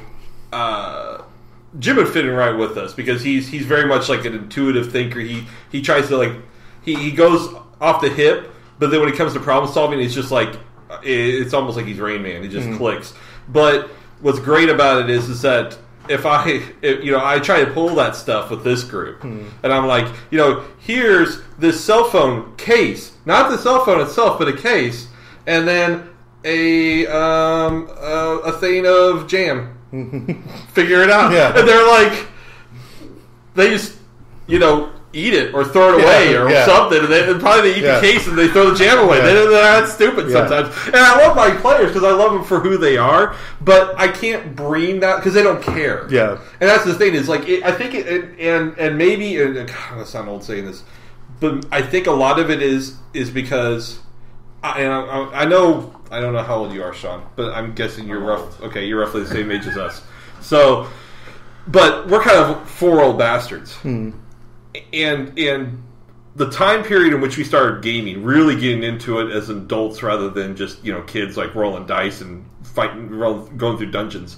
When we really started getting into gaming, there was that kind of premise over society as a whole that we respect,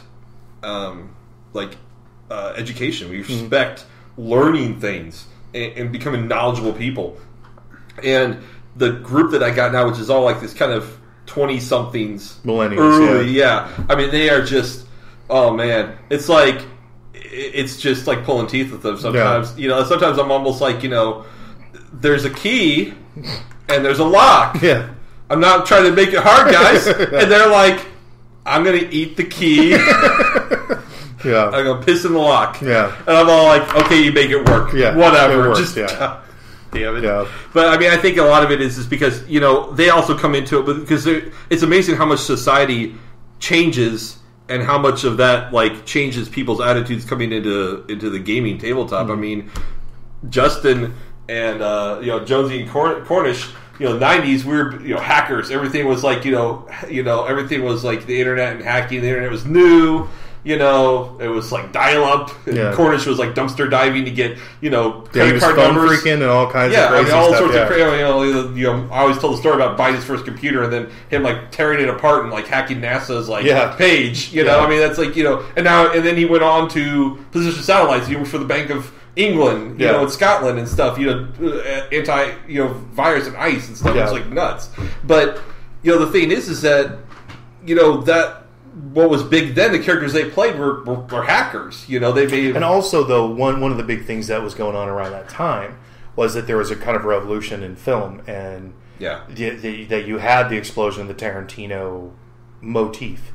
Like that sort of design work that he put out there, and then started getting mocked, or not mocked, but kind of ripped off. From all kinds of different perspectives. And you had this kind of smart storytelling that started to appear around that time. And that was one of the things that I know when Jonesy would run games, he would always use those kinds of elements in his games.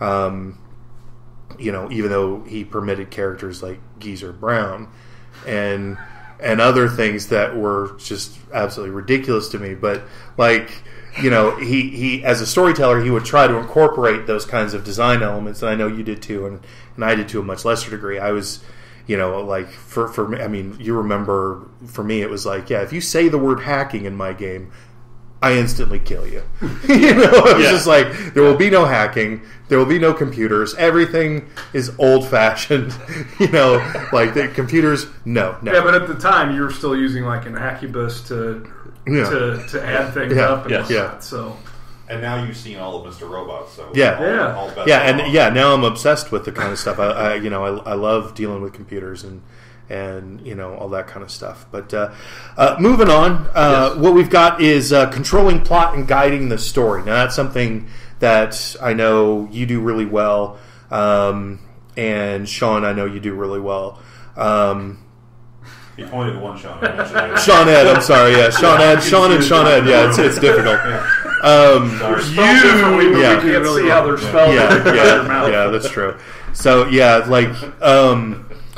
so when you're developing your plot versus guiding the story, so for you the plot is ultimately the serial killer events taking place in whatever form they're going to take place, and then guiding the story, which is whatever the day-to-day life is, whatever the ultimate, kind of whatever the current game is going to be, whether it's investigating the murder or you've developed a red herring you're going to shoot off in another direction, and that kind of thing.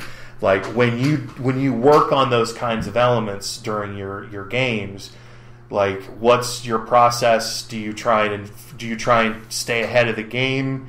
Do you kind of do the chess player thing where you try and stay 2 or 3 steps ahead of the players? Initially, like I said earlier, I tried to plan out way too much. It was all choose your own adventure. I'm going to say this. They're going to say this, or this. If they say that, I'm going to go here. If they say that, and that's, you put in 1,000 hours of effort, and then they pick a choice that you didn't think of right out of the gate.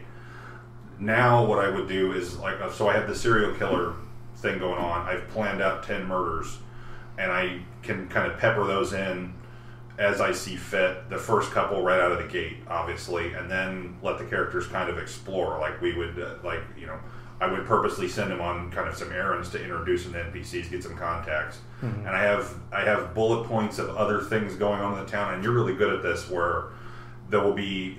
We know what the overarching story is going to be, but there's plenty of opportunity to run around in that sandbox, and you never really punish us for doing that. You kind of encourage it, because, and I agree, it's like when the player kind of runs off where you didn't expect, it's more organic in how it develops. Yeah.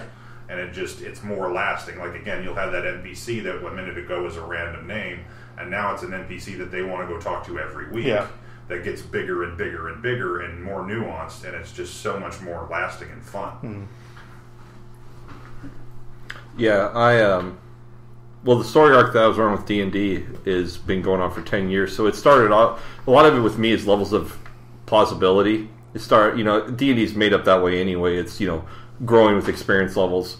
Your characters can do more fantastic, fabulous things as they get bigger. But I've always, and you two, Jones and Fuzz, know this from back in the days. Like once they get levels, characters have been around long enough. Whether they, even White Wolf, we didn't have levels. We had just experience and growing powers. Eventually, I go to the point in which it's world changing. I want the events of the characters to be something that is changing more than just what's immediately around them, but to actually be changing society as a whole. And the D&D group, it started off with them just kind of being adventuring, and then eventually they did a couple of quests they got enough fame that they did a couple of quests for the monarchy. And then through those quests, have garnished enough, amassed enough hoard to become a viable source of viable political and economic source within the kingdom. And then when I waited until they were at their peak of their best to hit them the hardest, and totally turned out on their heads. And then they were there and blamed for the assassination of the emperor. So it was. So, do you use that assassination of the emperor? Was that a plot line? Was that like a definitive series of events X, Y, and then ultimately Z that led to it, or was it a random decision that you just sort of made the week before, going, it would be cool right now, I'm going to kill.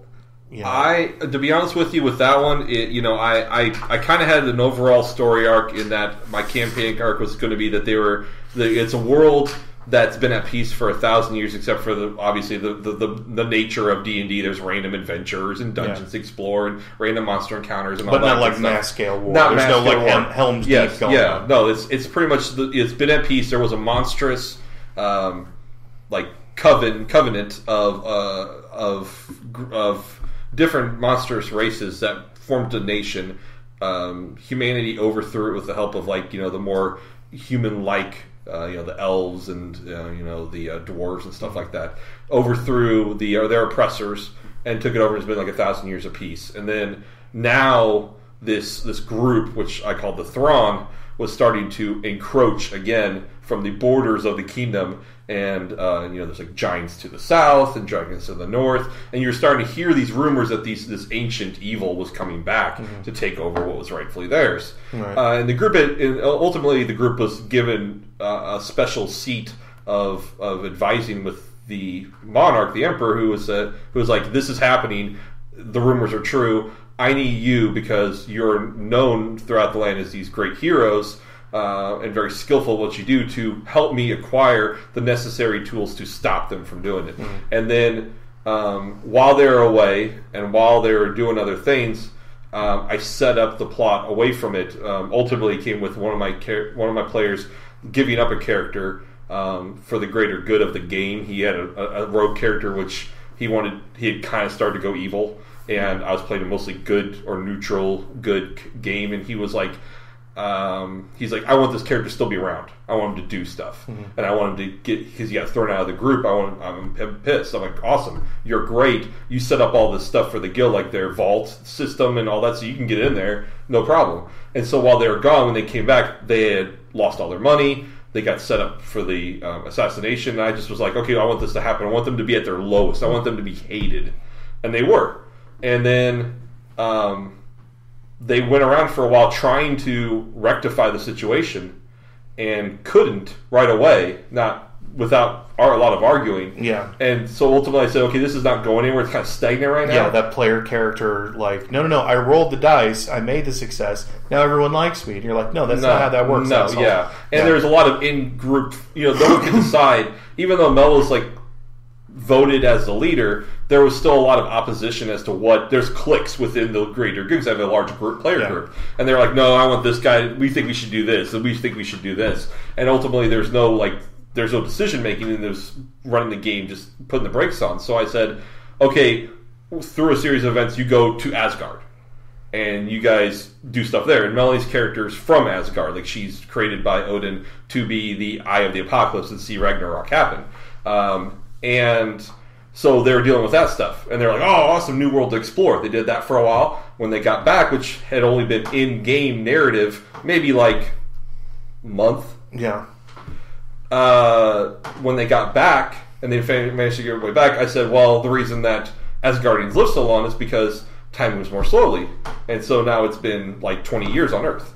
Mm-hmm. So the princess who was a child who witnessed the assassination is now the queen. Mm-hmm. And she hates her guts. And so all of a sudden I moved, and I wanted to move the game into this level of, from fantasy to kind of a steampunk era. And so then we started doing that, and all of a sudden the group's having to deal with stuff they never had to deal with before. Yeah. Yeah, I know that as far as like defining that, was that basically what you were just saying there is that, that there is a metric shit ton of plot in your game. That's the primary mechanic. But what you're doing in essence, though, I think, is that to keep bringing it back to the same story, you're just raising stakes, and it's going along. It's commensurating with their levels, and all it is a stakes game. Yeah. So eventually you run out of things to do. Yeah. So you have an Avengers movie, and in every one the world is about to end. Yeah. Because there are no greater stakes. There's nothing. There's nothing more that they can do. So being able to do interesting wrinkles like that, where, all right, you guys are gone for a month and now you're back and it's 20 years later, you didn't necessarily raise the stakes. You threw them right back into the same stakes that they left, but the whole world's changed. Yeah. And so it's an interesting way to move that along. Yeah, that was something that I was kind of notorious for doing in Steel. Would be like, I would get to a point where the characters were pissing me off, and then I'd be like, all right, you guys get KO'd and you go into stasis mode for 80,000 years. Now you wake up and it's 80,000 years away from where you were. Enjoy. Yeah. Yeah. And they're like, okay, we're going to find our decimator and go kick some ass. And okie dokie. And that's what they would do every time. And it would be like, all right, well, let's reboot and let's keep it moving. Yeah. I mean, I think the big thing about plot, with the plot overall, unlike Shawn, who's got like kind of a definitive, he's not definitively saying, I know how this is going to end, obviously, because he's letting the players kind of take reign. But he has kind of a loose guideline. Yeah, so if they do this, it's not again like I did 20 years ago where I have it all priced out. I know that if it gets to 10 murders, I have 10 loosely roughed out. Right. And because it's that kind of 7 offshoot, I have like a poem that goes with each one. Right. So I've gone that far. But luckily, it won't take that long. But let's say if it gets to 10 murders, you've got roughly an idea of what may happen in the denouement of the story. What I have plotted out is, again, I have 10 murders. If it gets to 10 and they don't solve it, he Zodiacs away. Okay. If they do catch him, I have another scenario that I can keep it going if I want. Right. It can offshoot and go in a tangent direction. So I have a couple loose outlines. And see, mine is like, with mine, after I developed so much of the different aspects of it, after a while, I just kind of let it the world can kind of run itself. You got a 20-year-old world. The clay's still wet in mine because it's only like exactly. That's what I'm saying. So it's still kind of growing itself. It's like a dark city kind of. Oh yeah. It only goes a certain amount of neighborhoods so far, and then beyond that, it's still kind of blank. Well, and I remember even in the old days with Phil's game. I mean, when we had played when Brent and Jonesy and I were kind of like the original 3, and when we were playing, even after at the point when people started coming on board, we started having like Leonard and all those guys show up. It was at that point like we don't even remember some of the stuff that originally happened. Like we were just like, okay, we did some stuff and it was awesome, but we don't remember all the details. And if you would like drudge up something, remember this guy that blah blah blah, and we're all like, kind of, totally bullshitting because we know we did, we didn't. But then, like all of a sudden, some of them were happy, like, oh yeah, we do remember. That sucks. Yeah, and that's the way. I mean, Mel brought up during one of the games. She goes, remember? I was supposed to be. I brought into the game originally as a sheriff of like this county in your kingdom. I'm like, sure I do. And so then I went and looked through the notes, and sure enough, she was right. Yeah. And I was like, okay, that totally changes some major things in the game that you have like legality issues that can bring you back into and you guys into the fold of being good. And it's almost like once something grows that long, there's definitely like it takes on a life of its own, and you can just kind of like let it ride out. Yeah, I agree. The Millennium Station world is very similar to that. I mean, it's been sort of evolving and going through its growing pains for, 20 years now.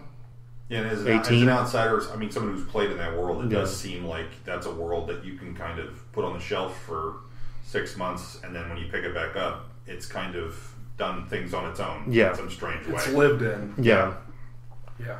So, flexibility as a game master is one of the kind of really important things about handling players, about handling the storylines, and being able to bring everything together when it's the right time to do so. And it's one of the things that I try and drive into all my players, and it's one of the things that when we have the out-of-game moments and people ask questions about how to do things and stuff like that, and you start telling them how you really make the sausage, and then they're confused because they thought that you were walking in with this absolute, almost a novel of design work for every individual plot, for every individual character, and then when you tell them no, like, I just had an idea, I have one line, I wrote down one line, and that's given us 4 games, and and you just have to develop the flexibility as a storyteller to be able to take that one-liner, or whatever it may be, and then just go, okay, cool. Like, now I'm going to put this in the players' hands and let them run with it and see where they go. Yeah. And I'm just going to sit back and improv, and I'm going to play off of my characters, and I'm going to give them what they need to succeed. Well, and I have a habit of thinking out loud when we're in any scenario. Yeah, you do that a lot, and a lot of times, what Shawn will do is he'll get he'll get my end game, but then he'll voice it halfway through the game, and I'll be like, okay, I'm changing that, and but I mean, it's gotten to the point where I purposely do it now because I know that.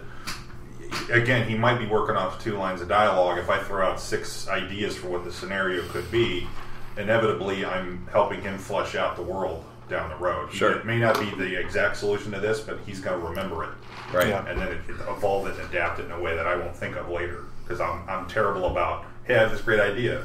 Yeah. And I forget about it the next week. And then he throws it back in my face. And I'm like, oh my God, I don't know what to do. Yeah. I can say that, and I haven't played a game that you've run, Shawn, but running, when I basically learned how to role play, it was Shawn Ed and then Fuzz and then both of them, and that flexibility, I guarantee, is what kept me playing because I had rope to go bananas, Right. and I went bananas, You and did. it was always awesome because they always were like, all right, just do your thing, and we'll make up what we need to after you've annihilated our plans. Yeah. And that's why that was I'm always trying fun. to aspire to that because it is fun when you're playing that. I can see that it's fun to run that when things go off the rails and I don't go into full panic mode. And I'm like, well, let's see where this goes. Well, I imagine too that if you guys are more flexible as game masters, eventually that's more enjoyable to you too because you can kind of mold everything as you go. Or somebody throws a game changer in there and you're like, well, that's kind of awesome. I didn't think about that. Let's it's run with one that of the for a things little bit. that I like the most about running games is just because one of the things that I try to do, which I know that some players know I do it, but most of them don't, is that like I just laser beam focus on how they make decisions and the way that they go about making decisions and the way they rationalize making decisions, and then that lets me get ahead of them by 2 or 3 decisions. And so then I can just sit there and go, like, Shawn and I might be out on the back porch, he's smoking a cigar, I'm smoking a cigarette, and I can be like, yeah, in this scenario, Jim will do this. Yeah. And then he'll do this and this and this as the response. And if I do this after he does this, then this is where he goes off on there and does this and this and this. And, and more often than not, I can plot out all of my games by just knowing my players as good as I know them. So that when I'm developing something, what seems like flexibility is just me prepping for what I know their response will be. You're playing to the player's strengths. Yeah. And that's such an important thing. Is if I know that I'm sitting down and I'm going to play a game with someone who's real heavily combat oriented, and I know that I've got to get them to a point where they can start making intellectual decisions during a game. I can't just keep letting them fight their way out of every scenario. Then you have to take them with baby steps. You have to hold their hand through and make them, okay, it's all fine. Just because you didn't break that dude's skull open doesn't mean that you failed. Yes. You're still doing a great job. And, you really have to spend, a real heavy amount of time, just being able to adapt, on the fly to tons of different scenarios. So, Shawn, like when you're running your game, do you find having to maintain that kind of flexibility? Is that something that's difficult, or is that something that is a muscle that you haven't necessarily, used a lot? It's that I haven't necessarily used it a lot, but I mean, I all my free time I listen to improv podcasts. It doesn't make me an expert at it by any means, but but again, having played the run the games where I don't have everything mapped out is way more fun. Having to, oh shit, what do I do in this scenario? They just did this and this. I wasn't planning on it, and then being able to flesh that world out with that decision in mind and continue down a road that I hadn't planned on. It's a lot of fun, and the more you do it, the better it gets, and it has that energy level ramped up as the game master, where I'm not just going A, B, C tonight. We went from A to Q, and so I've got to think all this up on the fly, and I really enjoy it. Yeah, but I'm still getting used to that. That improv thing's that's interesting because it's got that element of yes and. You can't ever say no to anything. And you're constantly getting your narrative built just by saying yes to everything. Well, and I kind of audio book things back to people. Like then when I'm like, "What are you going to do in this scenario?" They're going to say, "Well, I'm going to do this and this," and then I will kind of replay what they just told me and flesh it out. He churches it up a little bit so that you're just kind of like, "Oh, okay, cool. You added in 14 steps." But it's good steps. I'm okay with it. Because in my head, I mean, when I'm playing and when I'm running a game, the movie's playing in my head, and I want you to see what I see. Yeah. I'm going to try and portray it as well as I can. It may not be exactly what you see. Ideally, we're going to meet somewhere in the middle, right? And both of us are happy. Yeah. But I mean, ultimately, and I think that's great because I think ultimately the players, I mean, they're there to have fun, otherwise why show up? But they're there because they want to be along for this ride that you're taking them on. And I think that's there's got to be that's kind of the problems I got, especially with a big group. And it's one of the problems I have with D&D is I love D&D, but it's kind of going back to the motivation podcast we did where we talked about is it good to if you're writing something to just instantly go it's great without you don't want to tell people because you want to get that instant response and that gratification. D&D's big on that because it's just okay, you got another level. And they're level grinding. They're not worried. You get some players that they don't care what level they are. They ultimately want to get somewhere cool and be badass, but they don't. That doesn't matter. But those players are few and far between. Especially when you get new players, all they care about is level grinding to the next level. Can I kill this? Because that's what's going to give me experience. Well, there's other ways to get experience. Yeah, but that's not as instantaneous and gratifying as getting experience. And then I can hoard them, and I can I can loot the bodies, and I can get all sorts of cool stuff. And I mean, that's just you have to break that mold. I think that's kind of where I at times I've kind of put it down and been all right, I'm done. Well, and maybe tell the player what are you going to want to talk about in 5 years? How you critical hit that thing, or how you here's this 10-minute story of this cool thing you did. like one of the funny I things. was a part of that story. I helped build that story. Exactly. Not just Yeah, it one of wasn't the- just told to me. I shaped it. One of the things that happened, and it goes back to Dark Ages from years and years ago, when we moved up into the modern day and all the characters were in New York, and there was that warehouse that was ultimately the Sergio character's warehouse. And Jonesy had gone through this really elaborate way of setting up the security system so that it would be based on a particular code set, and that would ultimately unlock everything in an oh shit emergency moment. And Austin, Luke's character, had taken that and then basically written it on the opposing wall of a nearby warehouse. And this was a whole storyline that we did. And you guys did it. You played it out for like a week, planning all this Yeah, out. yeah. You know, like it was one of those moments where people were coming over to the garage going, "I got this idea," and I'm like, "Okay, like tell me." And then they're like, "Well, I want to go do this. I want to do this." Da, da, da, da. Okay, cool. And we all remember how Jonesy was when he played Sergio. He was maniacal, and so it was like, you know, he had created this whole system, and Luke, along with I think one or two other people. I remember Brent being one of them specifically, who was sort of spearheading the others to bring it up to me, but not bringing it to me himself. And, you know, as a way to get around all of the high-tech security that Jonesy had set up for this warehouse. And so it was this huge thing. It took like a couple of weeks to finally finalize and get everything done and set in motion and what have you. Well, then we decided that we were going to start a small White Wolf game and just kind of show them the world a little bit and let them run and play. And, you know, like, it was hysterical because, like, Shawn walks in to the scenario, and, like, he takes one look over here, I describe it. He takes one look over here, I describe it, and he's like, "Here's what we do."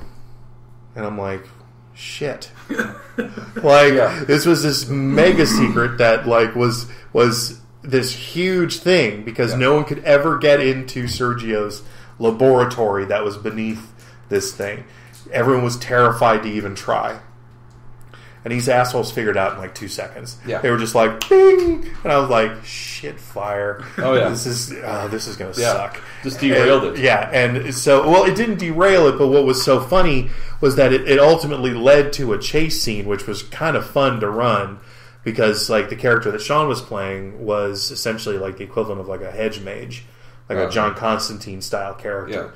Yeah. Not like an awakened, full, raw dog mage, but, you know, like one of the lesser versions. And yeah, it was basically this situation where he's like, okay, now I'm down in the underdark of this warehouse, and then it's like, okay, cool. Well, the gargoyles that all live there are all still guarding this place. And so now they're merging out of the stone, and he's running like, "Sweet Jesus," you know, and he's got Gustav following him, throwing battle axes at him, and he's just like, "Jesus Christ," you know, and they're running like crazy. It was hysterical. It was a great game. But that's another moment where that was not planned for at all. So you had to just kind of I had no choice. Yeah. It was just like, okay, cool.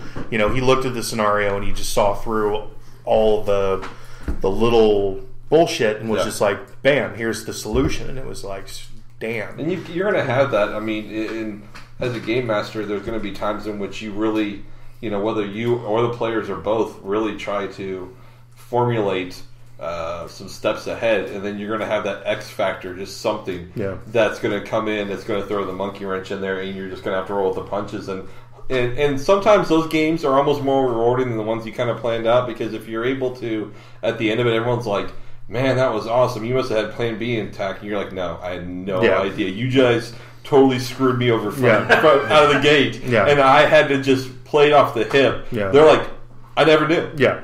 You know, I love hearing that, because then you're like, "Oh, yeah, I can unclench my ball." Yeah, right now. Because that finally we were done. Yeah, very much so. Because my main plot in my current storyline is a serial killer. There is someone doing this who you can find. I've always, in the back of my mind, wished that I had this, third party who's completely disconnected from all of us, that I can be like, okay, if I show you this, and this, where's that eureka moment where you're like, oh, it's this guy, isn't it? I'm like, shit. And I go back to the drawing board, because, and being the person who created it, I don't know where that moment is in there, because I see the whole thing. So I'm always leery when I'm running something and someone rolls this ridiculous check. Like, what do I give that's going to nudge them along in the right path, but not completely go to my third act? Give them all of it. And then when you throw some red herrings out, you have to do it sparingly, because if you throw more than 2 in a row, then you throw out the actual juicy piece that you want. Then they're like, well, it's probably just another dead end. Yeah. And they ignore it and go somewhere else. You're like, crap. Well, one of the problems I had that I finally had to get rid of, because D&D's got this horrible relic called the Deck of Many Things. Yeah. And at one point the group got it, and everyone was scared to use it. And then finally, one of the guys who had, when we were talking earlier about him saying, well, Shawn never will kill anyone in the game. Well, then I threw that in there. I threw where he was a no-win scenario where he was going to die. And I didn't do it purposely where it was just obvious. But I used the baits and the story hooks I knew that he would take, and every step along the way eventually get more and more dire, to the point when she was like, oh crap, Shawn is trying to kill me. He's really going to do it. And it got down to literally a point in which he's plummeting to his death, and he's got one move. And I'm like, he's poring over his character sheet. And then he's like, I got the Deck of Many Things. And I'm like, can I pull a card? And I'm like, you can pull one card. And I'm like, he's like, awesome. I'm like, you got to deal with whatever the consequences are. He's like, okay. So I had him roll the dice, and I made a little, they have a chart. I just made a little chart, out of the table. Of all the things he does, he gets 3 wishes. So he's like, I wish I'm alive and the guy's dead and blah, blah, blah, blah, blah, I'm not going to die. And I'm all like, okay, boom, that happens. And he's like, oh, thank God. And he's just he's jumping for joy. Well, then all of a sudden, that gets around. Because, of course, that was the part where he died. And it's always again, people don't want to do bad things, but when it happens to them and they survive it, or they overcome those obstacles, those are the stories they get told for years to come. And he was telling everyone in the group, oh my God, this happened to Shawn, tried to kill me for real, don't piss him off, and blah, blah, blah. And so then, they're like, wait, they don't care about him dying. They're like, there's a thing that gives you wishes? Yeah. So that it circulates like herpes, magical herpes around my group, where everyone's pulling cards. And there's some people that are like, no, F that, I'm not touching it. Yeah. And then there's few and far between. But there's a lot of people that are like, there's bullets in that gun. They're like, no, dude, I'll pull 8. I don't even give a shit. I'm crazy. And they're just pulling. And so that's part of the things that was warping reality in massive amounts. Yeah. And so eventually, when the second time they go back to Asgard, they were like, the Fates go. They said the Fates want to have an audience with you, and they're like, shit. So then they show up, and the Fates are like, give us that. Don't you ever touch this again. And they're like, yes, ma'ams. And then that was it. They were like, and it was funny because, it's changed so much of my game. But after a while, it's like I said, I'm giving children nukes and letting them figure out what to do with it. Yeah. And I mean, talk about roll with the punches. There was times in which I didn't know. I was letting them do it random. That was just go with it, whatever. And one guy ended up getting a demon servant. So the card falls on the ground, and it it looks like an evil knight. And the knight comes out of the card and then grows into a full demon knight. And he's got this demon servant, and the guy's I am Bellathor of the darkest realm, blah blah blah. And he's like, I'm going to call you Toby. And he's like, the master has given me a name, and the name is Toby. It is fantastic, Then he's like, he eventually became his wet nurse, because he got a baby, carrying this demon knight's carrying a baby around, and that's I just roll. I'm like, dude, whatever, man, I'll just roll with it, But that's I mean, awesome. And those are good stories to tell. But during the game, I'm like, I want to kill all of you. Yeah. At the end of it, I'm like, you're lucky I don't take this pencil and stab each of you in the eye. Yeah, I know that one. So the last bit here is prepping for success, and that's something that I think that everybody does whenever you will always stack the deck ultimately in your favor. as far as the storyteller goes. That doesn't mean necessarily to defeat your opponents, or your players, but to rather set up the scenario so that it can run in whatever way that you have envisioned it. The idea being that through the course of your story, there's always going to be some kind of cohesive moments A, B, and C that will happen come hell or high water.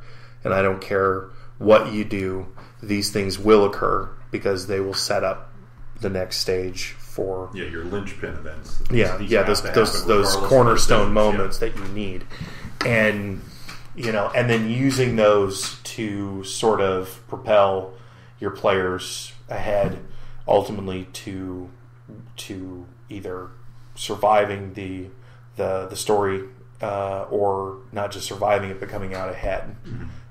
And hopefully prepped and ready to go to start something new.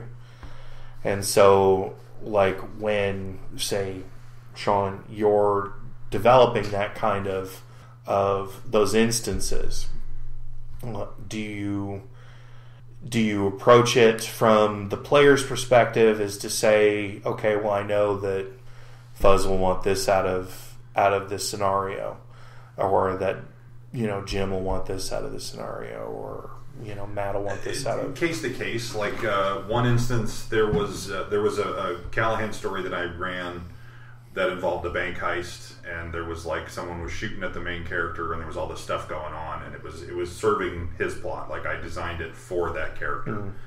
Then I had an opportunity, like a month later, to go back and kind of Back to the Future to that moment, and I ran a game with Jim with his helmet character, and basically had him in the background of that scenario.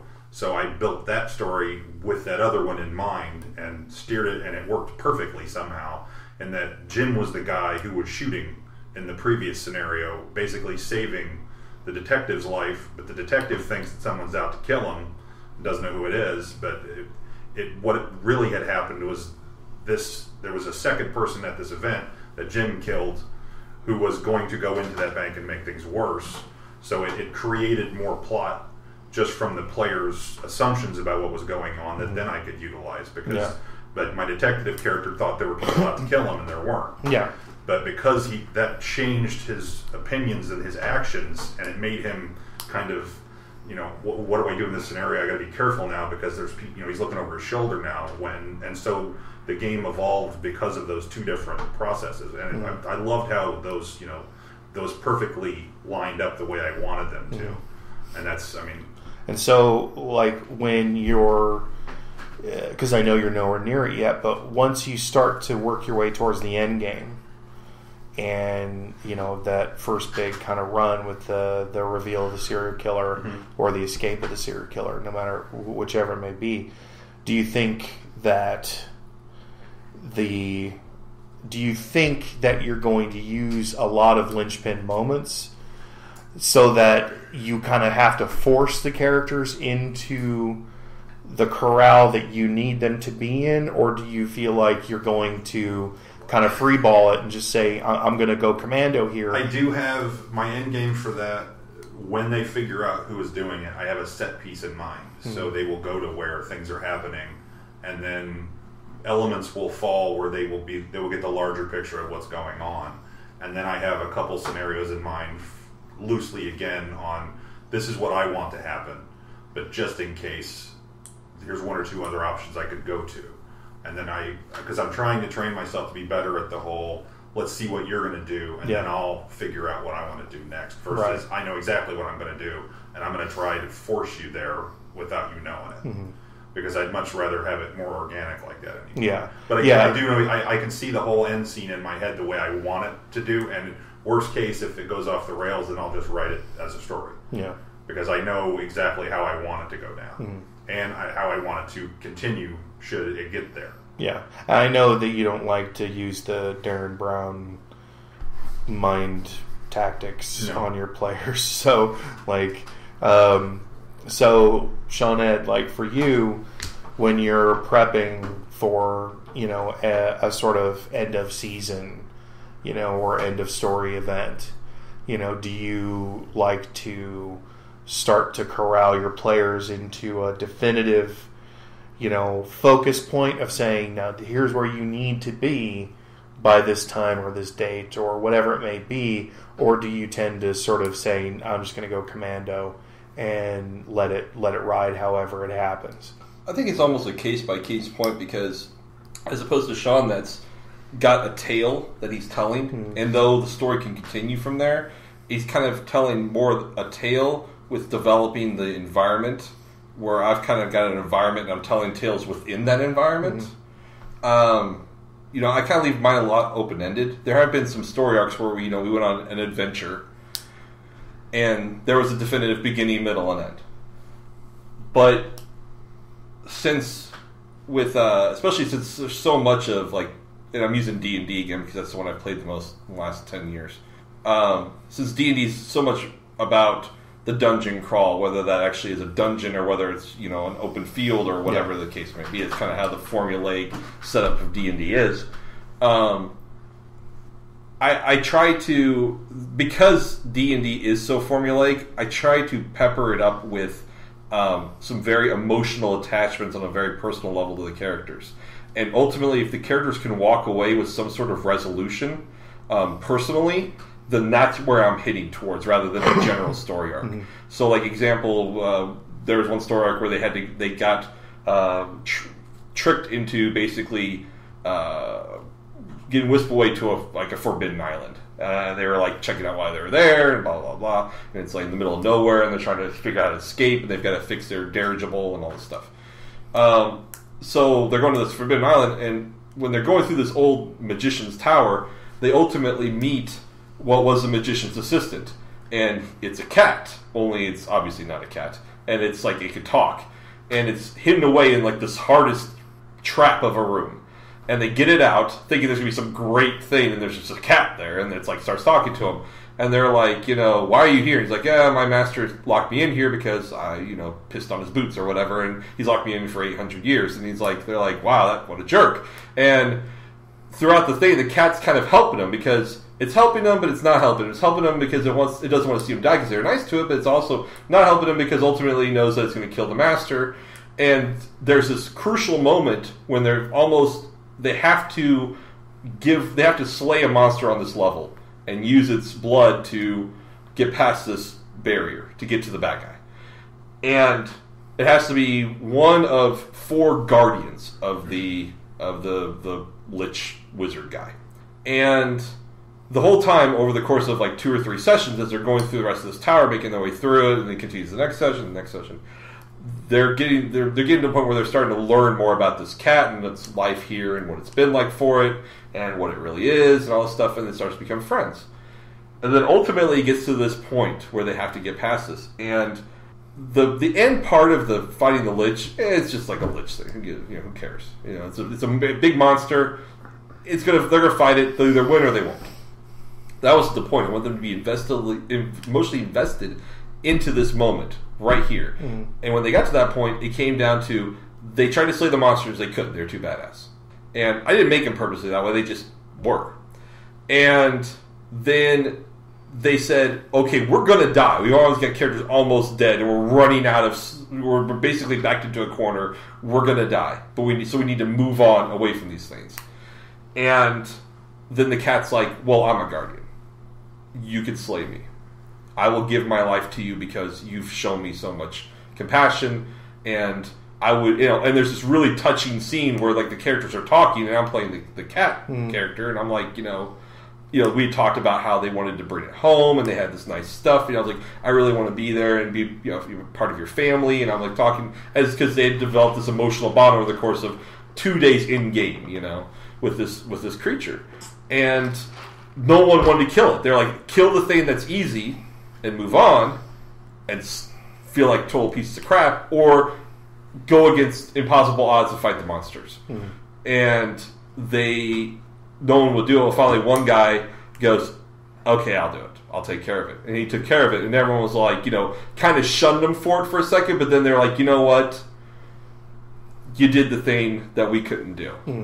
And at the end of that game, even though, like you said earlier, that you kind of want your characters to have a sense of accomplishment, I kind of made it a bittersweet accomplishment. I wanted them to move on to the next level, the ultimate fight, because that's what they're geared up towards. So now, when they went against the Lich, it wasn't just another Lich. Yeah. It was this asshole that had locked this thing away for 800 years, treated it like crap, and they had to slay it to get to him.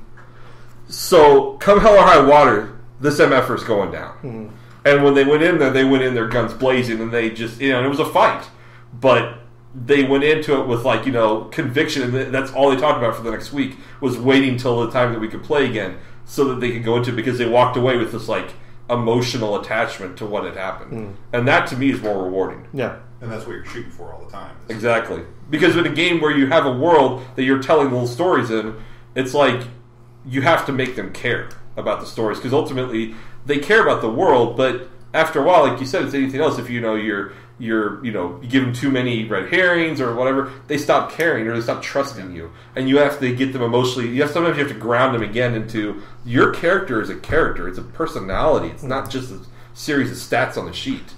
And that's why we always like these random kind of side quests where we flesh out these relationships with these random NPCs, to where you've never seen this person, but you care what happens to them. So you can put that NPC under threat, and people will stop. They're in their final fight with the Emperor, but this is going down with Lando. I got to go help Lando. Exactly. I'll come back to you later. Yeah, like when we were playing the sci-fi game called Steel, one of the things that I knew I could do to derail any game at any given point in time was to be, because they had the ship that was called the Decimator, and she was alive in every way that mattered. And even though she was a royal pain in the ass as far as a ship was concerned, she would just willy-nilly be like, hey, that ship over there, its AI is super nice. So I went ahead and upgraded it with all of our technology. And everybody would be like, oh my God, no. Please tell me you turned a frigate into a gunship. Yeah. And it was awesome. And it'd just be like, Jesus Christ. But I knew all I had to do was be like, yep, someone in the political factions said, you know what, this Decimator, she's too much. She's uncontrollable. We got to shut her down. We got to decommission her. We got to take her apart. And the whole crew would be like, we will go to war. The 5 of us will go to war against the 10 million of you to make sure that does not happen. Yeah. And, and it was hysterical because, like, even if I said something like that without really realizing what I was saying, and I had just threatened the Decimator, they would lose their shit and derail whatever was happening. And I would be like, damn it, this is going to take weeks to corral. Because they'd be like, this guy said this, and we're going to hit on him, we're going to find him wherever he is, we're going to smoke him. Just be like, damn it. But you know what? I mean, that right there, and that situation's happened so many times. When you do that, it goes back to that, like, it's kind of, you don't want it to be me versus them. Yeah. But when that happens, and you see them, you see their camaraderie suddenly come together, all table talk, all bickering, goes to the wayside so that they can unite under one banner for a certain purpose. They start plotting and planning, and you're like, shit. And you are, but at the same time, you're kind of proud. Well, and there's a little bit of a warm, fuzzy feeling in the Fuzz. But because you're like, this is awesome, this is what I wanted. Yeah, which is all great. But at the same time, it does suck because more often than not, I front load my characters so that they're incredibly potent. And then I'm sitting there going, man, how am I going to fight these guys? Because, like, I've literally, in that particular game, what these characters were known for was, they were called monkey wrenchers, and they were known for being essentially uber terrorists. Yeah. They would be able to slip in anywhere, do whatever job needed to be done, and walk out scot-free, and no one could stop them. And they were notorious for being able to pull shit like that off. And then, of course, there was the hypothetical scenario where one of them blew a planet in half, which then made the whole group their infamy jump up several notches. Oh, sure. And then hypothetically, I've since owned the shit out of that. Yeah, and that is true. But, like, it was just, it was one of it was a lot of fun as the storyteller to have those kinds of moments where you see, the whole group becomes, sort of, what's the word I'm looking for? Not ionized, but polarized, to sort of, one particular goal, like, okay, you've threatened one of ours, and now we're going to drop you. So, and then in that particular instance, without hypotheticals, I asked you, can I do this? Yeah. Like I pulled you off to the side and I wrote on a piece of paper, I'm like, warp an atmosphere ? And you're like, yeah, you can do that. Yeah. And I'm like, I'm going to do that. Yeah. And then, then all that kind of stuff happened. The plan. Yeah, because previously we won the fight. Yeah. That's all that matters. Yeah. So they can sing that song in Valhalla. Yeah, previously that was one of the things that had been addressed. Yeah, it was one of the things that had been addressed in game, where people said, "Hey, can I weaponize this effect?" And what I kept saying was that the primary models, alpha, beta, gamma, deltas, epsilons, and sigmas, they couldn't do that because it was a hard line part of their program. There were safety precautions. There were protocols in place that would keep them from doing something like that, even under extreme duress. But the thing is that because the model that Shawn was playing was an Omega, it was designed to be an intelligence model that was highly flexible, that would be able to overcome certain programming flaws in order to be the one that can get the job done come hell or high water. And he was sort of designed to be the James Bond model. And so when he was like, "Hey, can I do this?" I was like, "You know better, but yeah, you can do it." And he's like, "Okay, I'm going to do it." You can do that. Yeah, and I'm like, "You can do it. Go ahead." And he did it, and I was like, "Okay, everyone, stop what you're doing." You wake up weeks later. Yeah, one person was like falling from the atmosphere for 20 minutes. Yeah. They were unconscious, just falling to Earth. Yeah. And I'm like, well, it wasn't Earth, but. Yeah, it was this but whole. I got to write a fun blog about it. So that is true. It was all worth it in the end. Yeah. So my code name isn't Cole. Yeah. So I think that's about it. That's the definitive guide to role-playing games. Yeah, I think we've pretty much covered all of it, balls to bones. Yeah, I agree. Good job, everyone. Yeah, it was good talk. So before we get out of here, I just wanted to do a quick reminder of the website. It's FridayNightWrites.net. We have a podcast feed now. It's podcasts at FridayNightWrites.net. We're on iTunes, so please subscribe and rate us, review us. Also, we're on YouTube, youtube.com/FNWrites. What's that, Twitter's? The Twitter is twitter.com/FNWrites. It's updated a lot. Yeah. It's hard to keep up with. Yeah. So that's where you can find us. We appreciate you listening this week to all things role-playing games. Next week we will be back with... I think we're going to do comics. Oh, we're going to be back to Make Enemies. Yeah. Sweet. Thanks for listening. Have a good one, everybody.